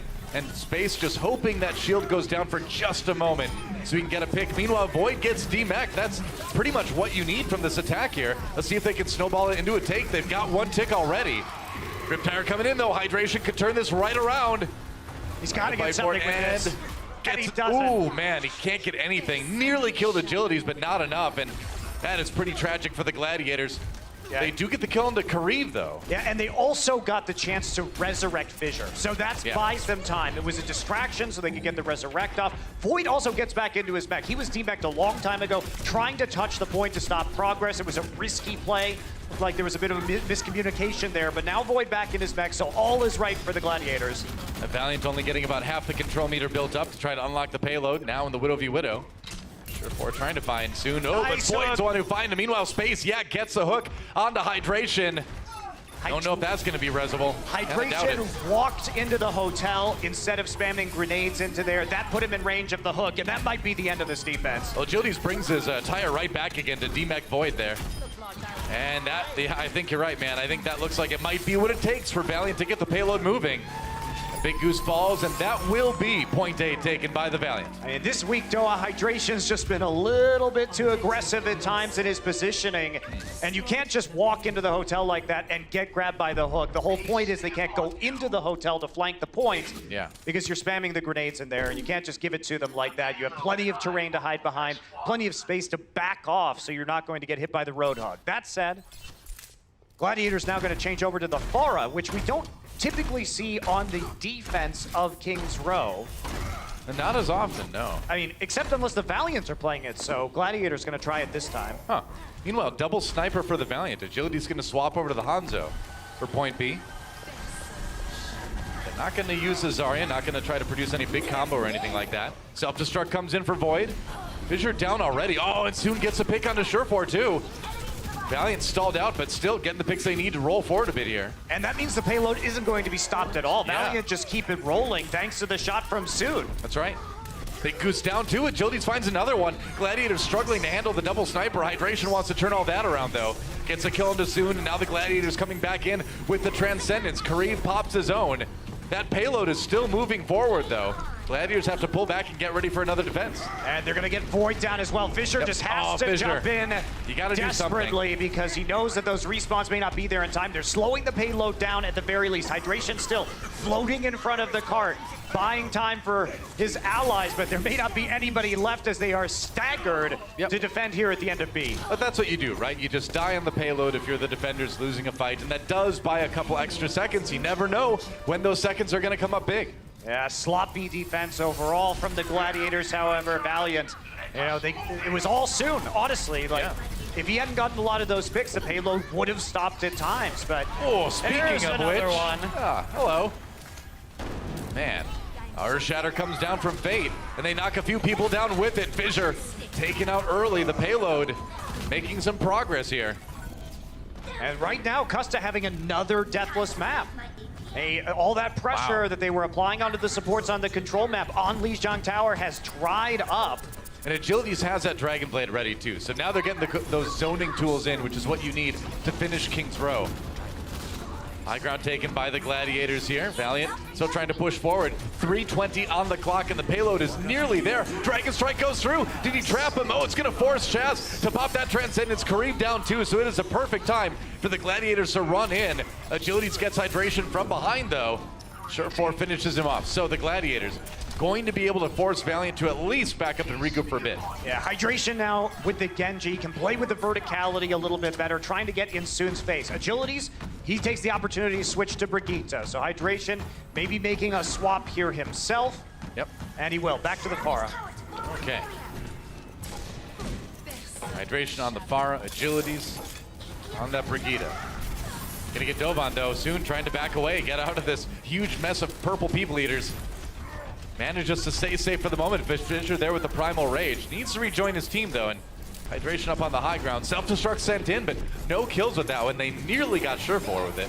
Yeah, a little bit sloppy. Fissure, they knew they had a tool. Soon caught by the self-destruct. Yeah, that's a problem. Valiant gonna have a hard time pushing forward here. Custa able to get the res just in time though, but Soon up on that high ground. Not gonna last, man. And the rest of Valiant down too, so it's going to be back to spawn for them. 2 minutes to figure out how to break this defense. So that's how you play this. When you have these two tank ultimates up and you're the Gladiators, and you're not going to have support ults to back them up, you need to play aggressively with the Primal Rage to prevent Valiant from getting a foothold on the card.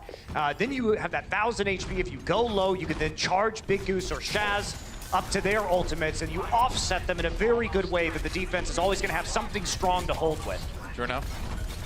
So the Gladiators about 38% higher than the league average for Pharah usage on this map, and it's all about hydration, right? I mean, look at this guy going into the back lines now.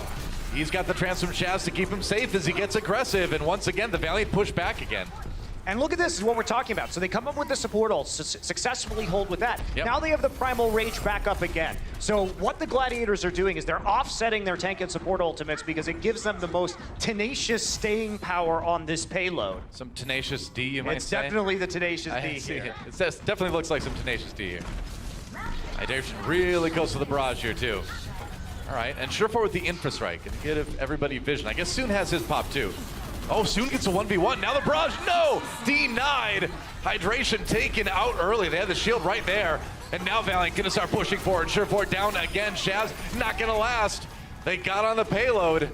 They are getting so close to finishing this too. Yeah, Fissure has to go to the Reinhardt. The Primal Rage, that time Valiant dropped back knowing the Primal Rage was going to be coming in. They focus him down. Dragon Strike through the spawn right now. Hydration barely on the payload. A great Dragon Strike to kind of keep the Gladiators divided here. They might have enough kills, but they lost Fate. They got to deal with Fissure. Self-destruct coming in now. I mean, they can't get through the barrier, Doa. Space was rebecking Custa, and agilities were there, so it gets up more time. Oh, Void! Void gets back in time and Hydration there with the Doomfist. Tries to knock somebody off the edge, doesn't work out. Valiant still picking up those kills.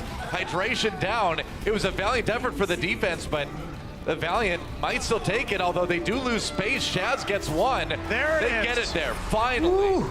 Closest of close calls, but the Valiant managed to finish it. Fissure just standing there with his shield up. There's really nothing you could do with the mix of heroes that they had, and the self-destruct having been used. He's perfectly able to stand there. That nearly got them the time they needed. Yeah, they finished with 4.9 seconds in the time bank, which is actually pretty important on a hybrid map. It definitely is. Like, not going to overtime, huge. Yeah. So Valiant will be happy with that one. Gladiators now will be on their attack run. We'll see what they're going to pull out. A lot of the times we have seen the Pharah come out on their attacks as well. From time to time. And so the Gladiators find themselves in kind of a similar situation to what we could see on the Assault map, I think, where their opponents did finish it, Valiant did finish it, and they have to equalize. Now, it was really the time bank mode where Gladiators came alive on Horizon 2 because it took them a while to get it the first time. Second time, rolled it. Yeah. So we'll see what they can do. Yeah, the adaptations were really good from the Gladiators in their second. As usual. In their second time bank, so we may see something similar again. I think for now, it'll probably just be pretty standard stuff. I don't think Hydration is... I think he'll probably go over to the Pharah here. If the Gladiators were a Pokemon, Monty, which Pokemon would they be? I don't think I know enough Pokemon to answer that question. Just pick one. Charizard. Wrong. It was a trick question. They're Ditto because they can be any Pokemon. Oh, okay. I hear you. I know very few Pokemon, so. Personally or just in passing? Either, really. I just have no knowledge of Pokemon overall. Yeah, right. I'm sure you got those I played Pokemon Red when I was blankets at home. You know, like 10, I guess. Oh, it's a good time to play any of those games. Here we go. Gladiators on the attack. See if they can set a faster time than the Valiant with 4.9 seconds in the time bank. I'd say that's certainly possible. Hydration wasting no time to get to the hotel. Yeah, and they don't have, why he's doing this, they don't have their Junkrat over there. This is a non-standard defense from the Valiant.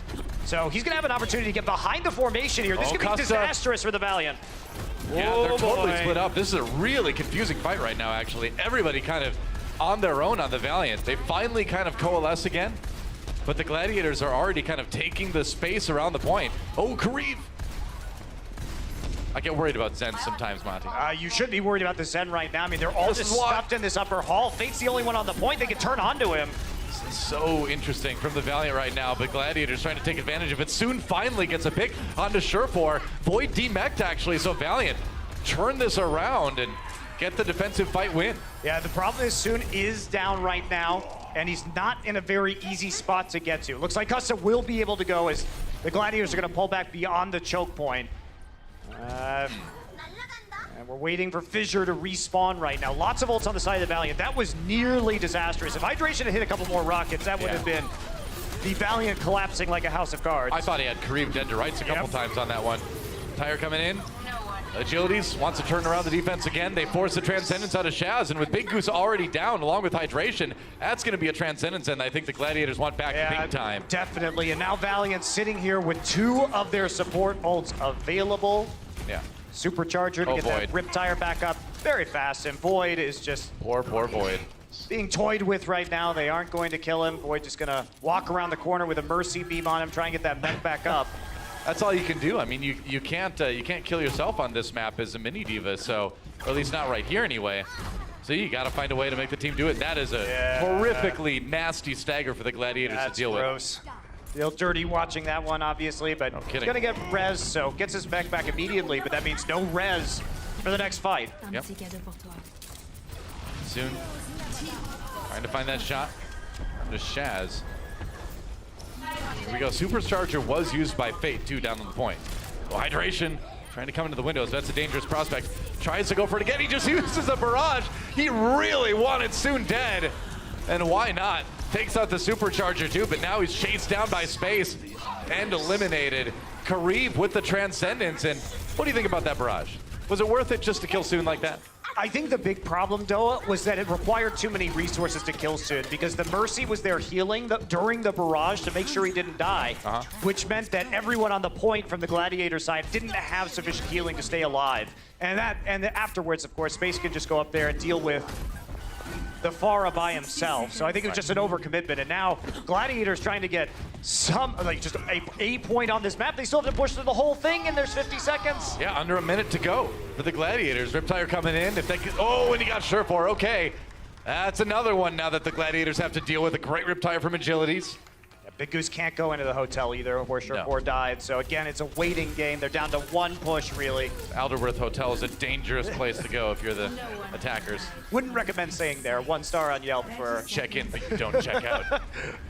Being perhaps fatally dangerous. Yeah, I wouldn't want to stay there. Meanwhile, Shaz pops that Transcendence. Big Goose, he's trying to shoot it through, but that's a lot of healing coming in. Kareev does get hydration, though. The healer's zoned out for the rest of Gladiators. They're going to try to send the tanks back to deal with it, and now Fissure and Shaz take out the Valiant supports. It looks like at the end, they may have actually taken point A here. I love what Shaz did there, Doa. He used Transcendence to get through the hotel and joined his teammates on the other side so they would have the healing and the ability to push the Valiant out. Fate was left alone on the point. No one else could respond on the Valiant. They're going to try and come back in. That's right. Space goes in to contest the point yet again. They've got the ultimate from Custa as well. Can they get him into... Okay, they managed to avoid the self-destruct. That's definitely a good thing. Boyd, though, just rolls over everybody pretty much. And yeah, that's going to be the Gladiators taking point A. It was a valiant effort at the end for the defense, no pun intended. But it didn't work out. Whoa, that was a little close there. If you're a Gladiators fan, we're gonna take a look at this. Watch how Shaz plays this. So he's just firing across the point. He realizes that there's gonna be a dive coming in, and he says, screw it, I need to get through here. Agilities is standing there, so let me get there with the rest of my team. Yeah. And I'm gonna provide the healing necessary as everyone from the Valiant is split up. Why not? That was a really good play. Unfortunately for the Gladiators, they don't have a lot of time to get through point B, and consequentially, they're not going to have a lot of time to get through point C either. So they need to move fast now. Yeah, they do, and they have a barrage to try and keep things rolling here. They have a Primal Rage to punch the Valiant off the payload. Now he's going to be walking up there, and Shaz will be the first to fall. Well, Kareev finds one to begin with. Now the Widow battle begins soon, and Surefour, yeah, with just 4 health remaining, you can't win that SMG battle. Soon gets that one. And they use the barrage and the Primal Rage too, Noah. Ouch. Again, that's a different situation if Surefour wins the Widow battle. How many times have we said that? Maybe they can capitalize. Yeah. Because if Surefour wins, he can flank around the back as they're getting pushed out by the barrage and the Primal Rage. But since he loses, the other ultimates are just used for nothing, basically. Yep. That's right. And Surefour has not killed Soon yet. Wow. That is about as one-sided as it gets. He has to start winning those fights. Like, no kidding. Soon has been so dominant, and it's really forcing the Gladiators into uncomfortable situations where they lose a lot of their ult economy. Hydration down, but Fissure there for the revenge. Meanwhile, the payload not moving. Gladiators fighting the fight. Now they get back on the payload. It's going again. Kareev, though, gets rezzed. Soon behind everybody here. Self-destruct comes in. Space not caught by it, though. Can he get back into the Diva? Oh, Fate gets a pin here onto Void. Transcendence coming out from Kareev, too. They're trying to use the support elements. That is a nice Earth Shatter.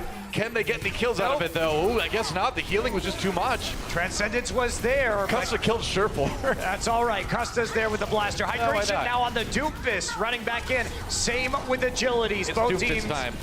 Desperate to get back to this payload in time with only 14 seconds left. Oh, and Soon kills Hydration again. Soon has been the hero of King's Row for the Valiant. Agility is now on his own Doomfist. Meanwhile, Fissure pops that Primal Rage, getting pushed back by the payload, though, and Void close to being demeched again. Agility's getting really close to those supports, and that's a problem for Shaz. Gets some Mercy healing, but now he's got him separated. He's got him separated from the rest of the team. Big Goose gets the kill. And maybe, just maybe, the Gladiators can push through this. Fissure down, though, so I don't know, man. It's a brawl. It is a 5 versus 3 on the card, though, Doa. So this is something that the Gladiators should be winning here. Space will stop just short of the payload. They clean it up. Gladiators somehow staying alive. I mean, that's yet another overtime push won by the Gladiators to finish a point. They get B done, but look at this. Only a minute 29 to try to finish point C. And there you go, the first one for sure for. That'll be resurrected, but you have to start turning the tides on that 1v1. Yeah, you got to start sometime, right? Payload moving right now to the end of point C. Hydration opted to stay on the Doomfist even though he knew agility switched to the Brigitte. Wants to get the Meteor Strike. They basically can't lose a fight here. They don't have enough time. They got to push all the way through. Hydration on the Doomfist, gets stunned immediately. Has to uppercut his way out of there somehow. Yeah, that's right. Kareev now with the Transcendence as the Valiant falls back. Hydration's got the Meteor Strike. Nice punch onto Agilities. Here comes a Meteor Strike. He's got him in the room. They can't get out. That's a lot of damage here, but he doesn't get any kills out of it, though. No, the shield blocked it. He still wants to go in deep, but he doesn't get the chance. The charge. Shoulder beats fist, apparently. Fate gets the pin, and now just 30 seconds remaining. The Gladiators, they got stopped. It's going to be so hard for them to put together another winning push. And Hydration now to the Pharah. Obviously not going to stay on the Doomfist against the Brigitte. Everyone went all in on that last fight.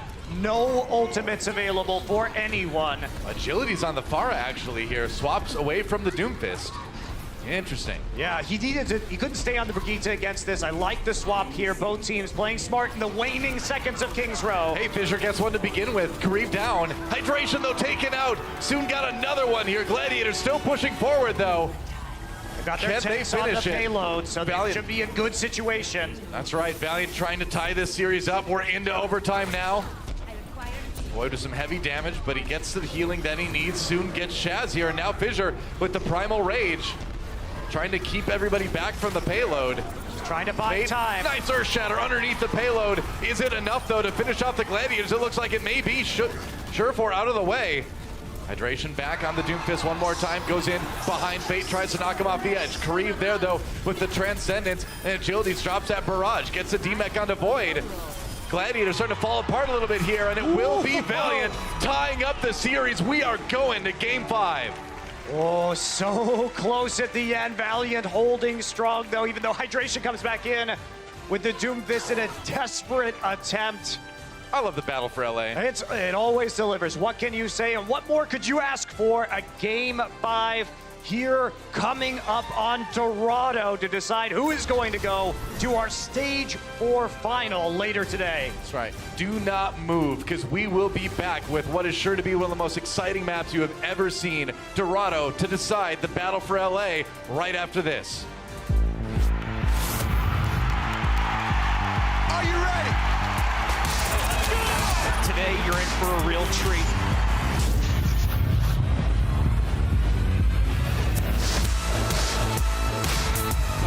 There's no stopping them. That is it. There we go. What a wild match.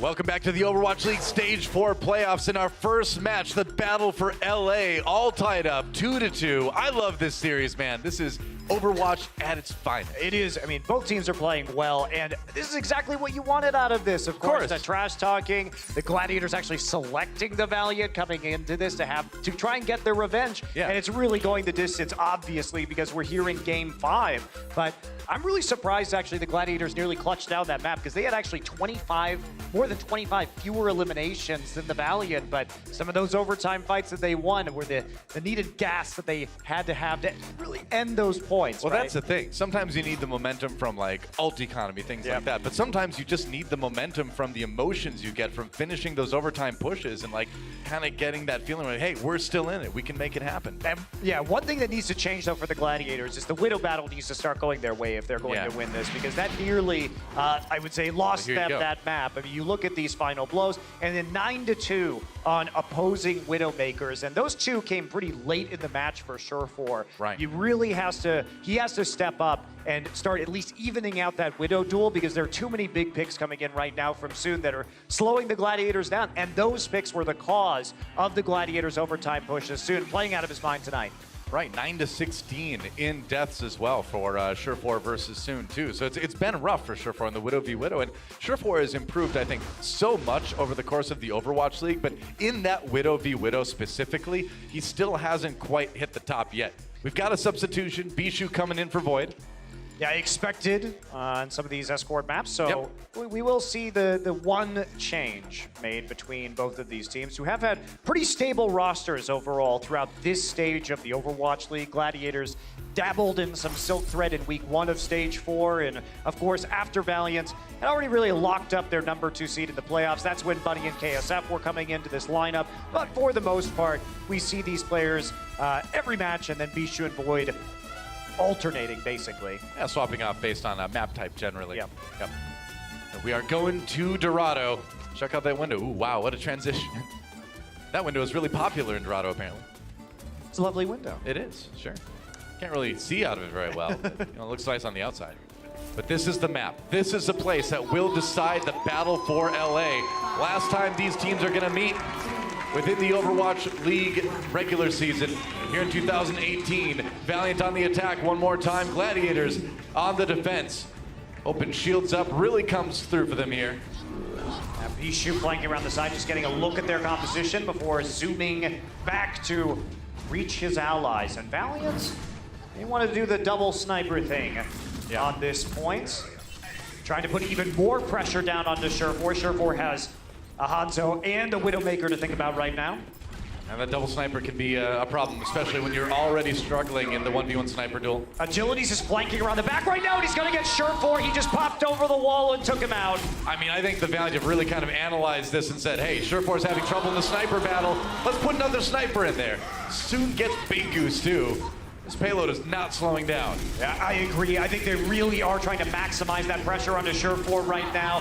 Come around with a big flank play. That gets the job done.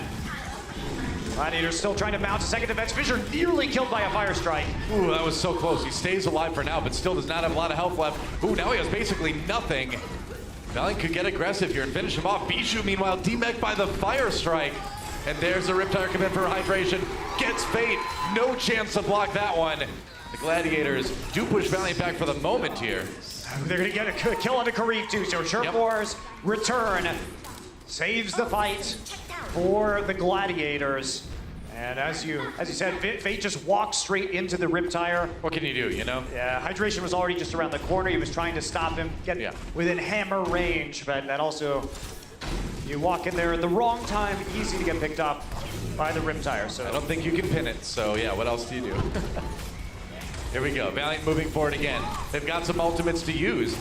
Nearly have the Graviton Surge Dragon Strike combo. Ooh, sees the trap. I never see those. There it is. There's the Graviton. Yeah, got thrown in there. Where's the Dragon Strike? Sent right through there. Big Goose, Bijou, both down. And that payload should get to the end of point A. That's right. It takes a while to get that combo up, Doa, but once you get it, it can be nearly irresistible. And especially, it was a bit of a risk there, long range grab. But there is no defensive matrix to gobble it up. That's right. And they make the combo play. I think I'm going to call that combo the Dragon Ball from now on. Not the Dragon Hole, our old one. Because it's not really a hole. It's kind of like an orb It's a black of hole. energy. It is sort of a black hole, I guess. I don't know. It's a family-friendly show, Monty. Here we go. 2 support ultimates for Valiant. Ready to go. Gladiators have that high ground. Oh, now getting aggressive with the defense here. Gonna get that Transcendence out of Custa, or Karib, rather. Hydration coming back in on the Genji right now. But Agility's already switched over to the Brigitte, so... I mean, you saw that was a bit of an overcommitment for the Gladiators on the defense. Fissure, so low health when he was trying to escape, and Valiant are gonna miss that one, and that's gonna be a lot of progress made on point B. I'm curious, yeah, Hydration now gonna change over. The mind games have been so real between Hydration and Agilities. He hasn't liked, of course, playing that Genji into the enemy Brigitte. And there's been a lot of swapping before ultimates come up. But that's the kind of adaptation it takes to be a great team in this meta. Yeah. All right, meanwhile. Oh, Soon takes a big shot from Sherfor. Pops that in for sight right away, but Agility's already down. Gladiators coming back with a better defense this time. Fate with the Primal Rage has to get back onto the payload. Trying to engage again. Stunned immediately as he comes down. The Brigitte from Hydration. Definitely doing work here. Agilities dies right after he's res again too, and now Fate stunned, pushed away. Just didn't really have the support of his team. I mean, it was kind of Fissure being healed, and that's kind of about it on the payload. Yeah, exactly. And now soon, there's going to be a couple of tanks coming in just to push him out. Or doesn't hit the shot, but doesn't have to. The battle has already been won. Payload rolling back towards the Valiant right now. Fate make the change onto the Reinhardt. Wants to be able to push this through just to the very end. Knows that the Gladiators are going to have to actively defend the payload itself, and especially with the rally available to them. Yeah. Just try and shove it over the finish line, and then you also have the Reinhardt ult charge up by the time you hit C, where Reinhardt really shines. Rally on both teams here. Gladiators using theirs a little bit after Valiant. Lots of armor for everybody, though. Meanwhile, Fissure waiting in now. Self-destruct comes in. Oh, it catches Shaz. Hydration has his shield, but Shaz not so lucky. Bijou gets demeched.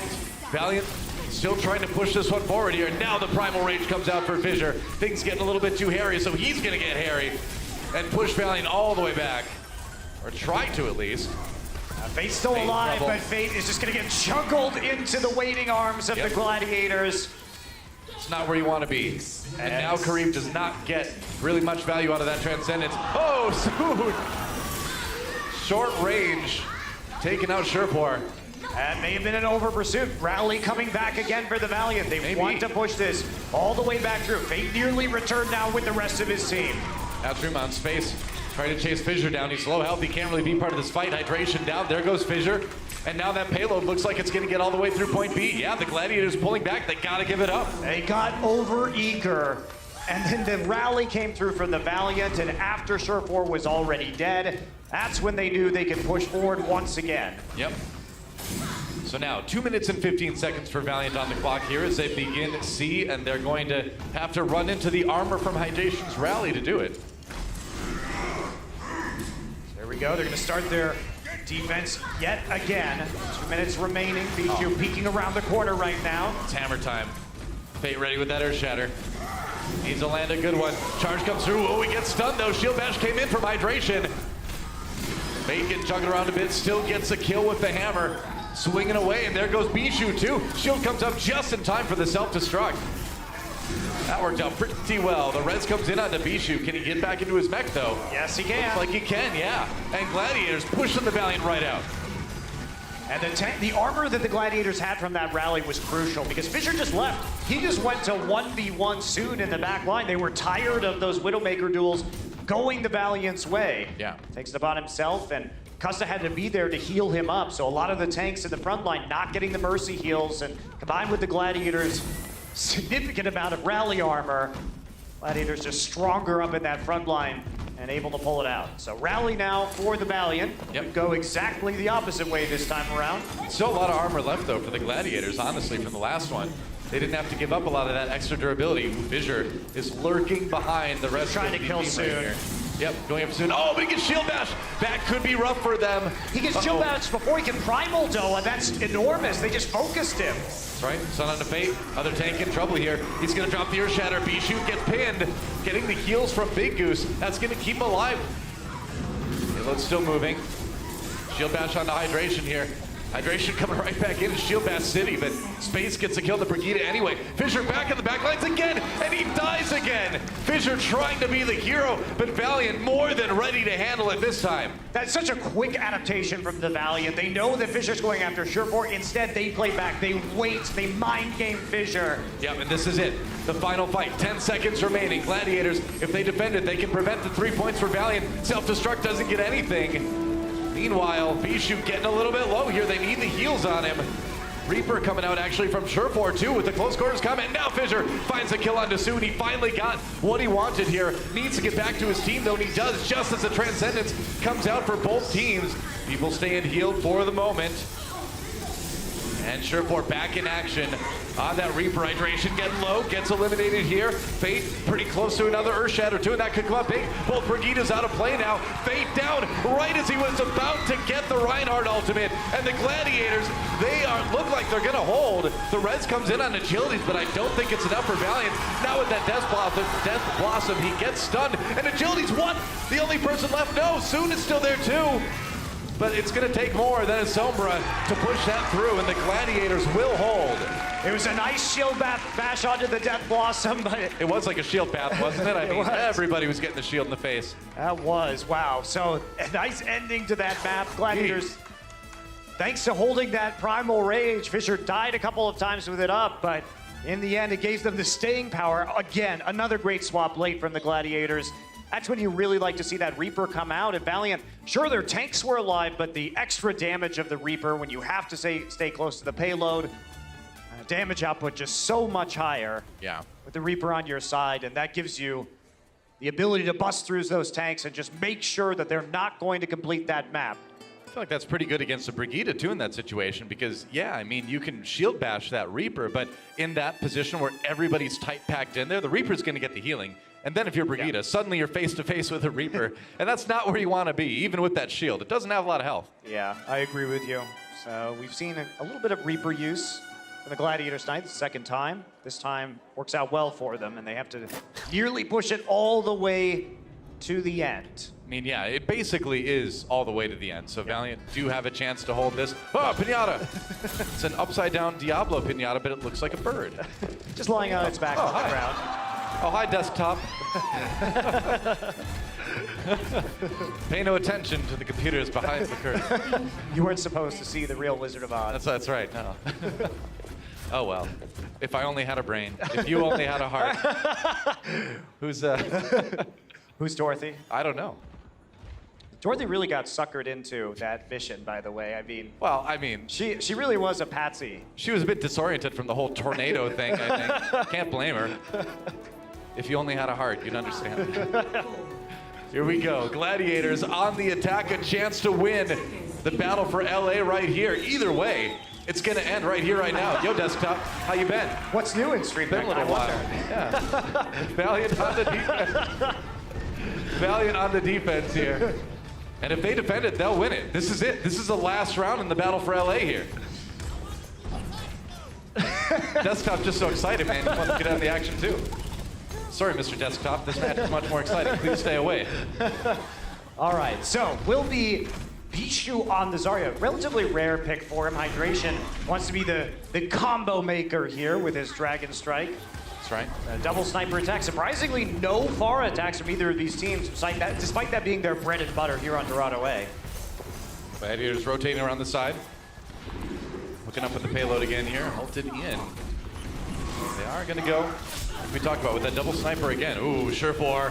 He went around the back, and it was a 1v2 between Soon and Kareev and Surefour, and that's just not going to work. Kareev had the read on that situation. Soon was on the high ground, Kareev was on the low ground. Surefour dropped down and just got owned. You know, we talk about Jonak, obviously, because he's the best player in the league, and the best, Zen, obviously. We talk about Shaz a lot, great Zen. We talk about players like Neko on Boston, but we don't talk about Kareev as much. And I just want to reiterate again that this guy is so good at handling short-range pressure. He dies a lot less than a lot of other Zens, and he wins a lot of those fights. Yeah, he definitely does. And he also can flex the DPS, so you love that too. Yeah, exactly.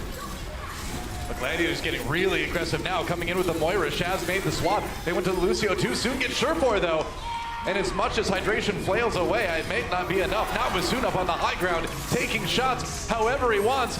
Hydration's got a little bit of shield left here. Bishu trying to distract Soon here, but I don't think it's gonna matter. Yeah, that payload not gonna really move anywhere. Oh, and they're gonna stagger Bishu too, so a lot of time off the clock right now. Bishu didn't stick with the Zarya either, neither did Hydration with the Brigitte, so that big combo we talked about at the beginning, well, it's not gonna be here.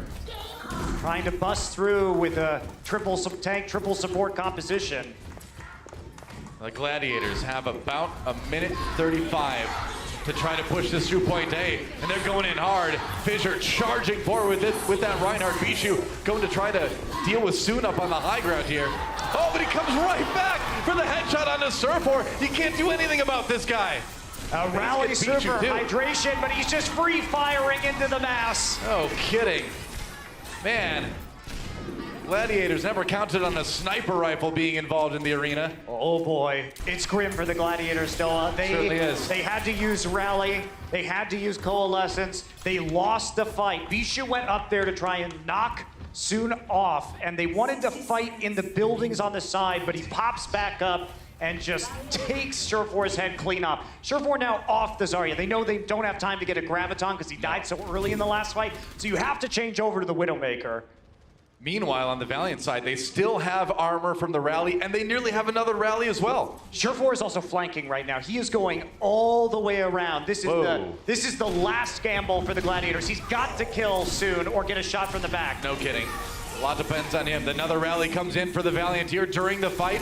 Surefour just firing. Remember, Soon. Yeah, no, Surefour actually got up on the high ground there. Kareev gets Surefour though. He's always ready. The self-destruct for Bishu doesn't get anything. And now Custa with that Valkyrie setting everything up. Kareev comes in with the Transcendence. The Gladiators in a fight they must win, but they lose Fissure. Oh no, main tank down. Can the Valiant do it? Can they win yet another battle for LA? Coalescence comes through to try to keep the tanks up again. Self-destruct coming in for space, and he gets Big Goose. That's another support out of the way. There goes Bishu as well. They lost the mech agilities with yet another rally. Overtime expiring. There go the Gladiators. Shaz and Fissure, the last one standing. But that is it. It's Father's Day, and the Valiant are saying, "Who's your daddy?" I hope the Gladiators got the Valiant a card for Father's Day. No kidding, man. The hubris of the Gladiators selecting the Valiant comes back against them. Soon dominates the Widowmaker map. Well, the Gladiators, like you said, they wanted this. They called him out. They made the choice and said, we want to play the Valiant first. But turns out, might have been a bit of a mistake. The Valiant winning it 3-2 here. And they will advance to play the winner of our next match, the NYXL and the Dallas Fuel for that finals, that $100,000 later today. That's right, man. What a great series, though. Coming down to the wire here, nothing gets better than the battle for LA. A lot more, 2 more matches to watch here today, a lot more on the line, but We are off to a great start here on Playoff Sunday. Don't go anywhere, guys. The desk breaks down that series when we come back.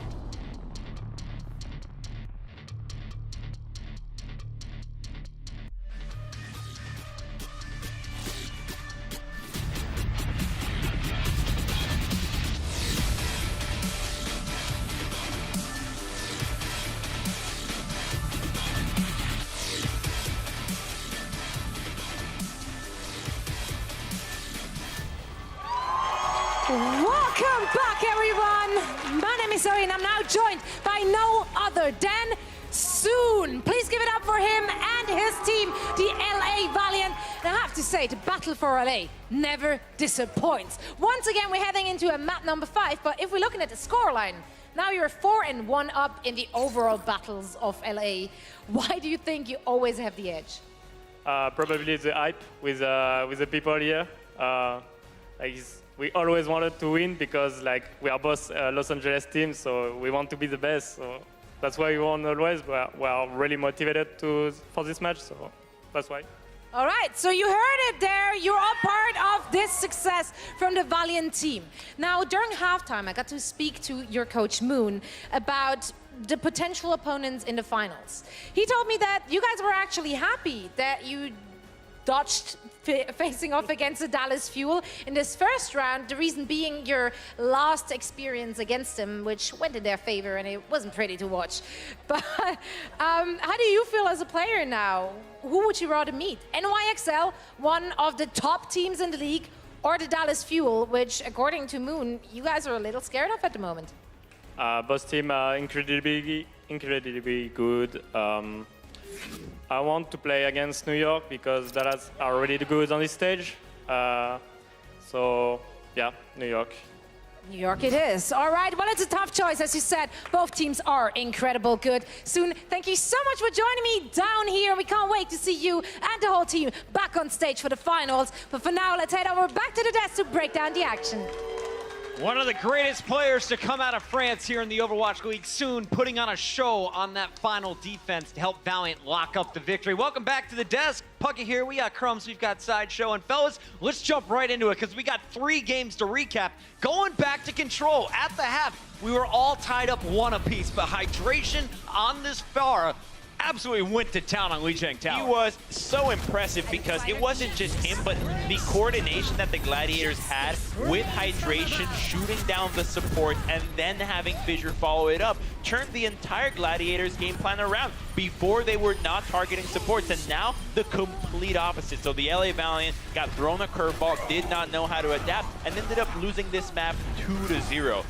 Hydration is so fantastic on that Pharah, and they were focusing down Karib, like you're saying, being able to get him time and again. Surefor's so impressive though as well. Alongside Hydration, still able to output on a huge range of heroes, and this isn't a guy that we really expected this performance from coming into the league, but man, watching his development has been fantastic. Fantastic McCree play, unfortunately for Surefor though on King's Row. Soon was just winning this Widow battle all game long. Destroyed him, just not even slightly close. Soon had his number for the rest of the series, because this also happened on Dorado, and it was the Widow battle, I think. If you're losing the Widow battle that lopsidedly, there's really not much you can do to recover. And on Dorado, they weren't even challenging him, and that just meant that Soon had more free shooting to do. The LA Valiant got rolling. I was so impressed that we saw the Gladiators holding them short of that 3rd point. I thought there was going to be hope for the Gladiators to close out, but their attack simply got stifled, barely capping A and B in overtime. Because they were being really creative. That's one of the things that we love about the Gladiators. They come out with these unorthodox ways to attack these points, and unfortunately, it wasn't good enough to surprise LA and get that point A. So that's why it took so long that by the time we got to the last point, it was already too late. And Gladiators, this has been a recurring theme throughout this series that they have actually struggled with. Oh, through the neck! Beautiful shot. And then, of course, the combo space with a perfect Graviton, followed up, of course, by the Dragon Strike from Agilities, and this was point A. And LA Valiant are great at being able to get value out of their ultimates and get a big team wipe and be able to capture point A. But the LA Gladiators have not found the same success. You think back to Gibraltar, they were full held. They were full held here as well on Dorado. They don't seem to have the ability to come out with either the clutch plays or the big moments or the team wipes when needed. I think you could just say that payload maps are just not their strength right now. You clearly struggled in both aspects of it, and in these playoff matches where you have 2 of those game modes, it becomes a lot tougher if you have not prepared for it.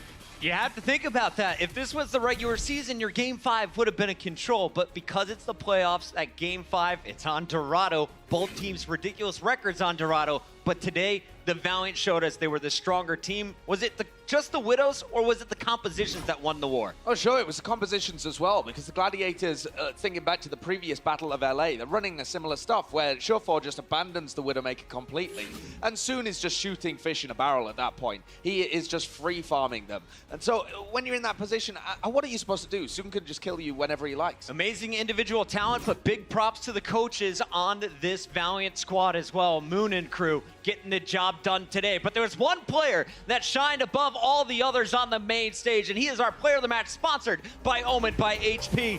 It's the model back in action, Space, putting on a show from Game 1 all the way to Game 5. Absolutely. If it was not for this self-destruct, I believe that the Gladiators would have won this map, and that would have been a 3-0 sweep in the favor of the Gladiators. So Space had a very important role here in this match. Look at that, another self-destruct rev combination. This man has been a pivotal pick for the LA Valiant, and honestly, he just doesn't seem to have bad games. Anytime that he does well, it's pretty much at the hands of his own moves. It's not necessarily the team sets him up. He knows what to do, where to do it, and what the team requires from him. So much damage output on every map, so many eliminations. He is a playmaker on the off-tank role, and he was outplaying the Gladiators, whether it was Bijou or whether it was Void.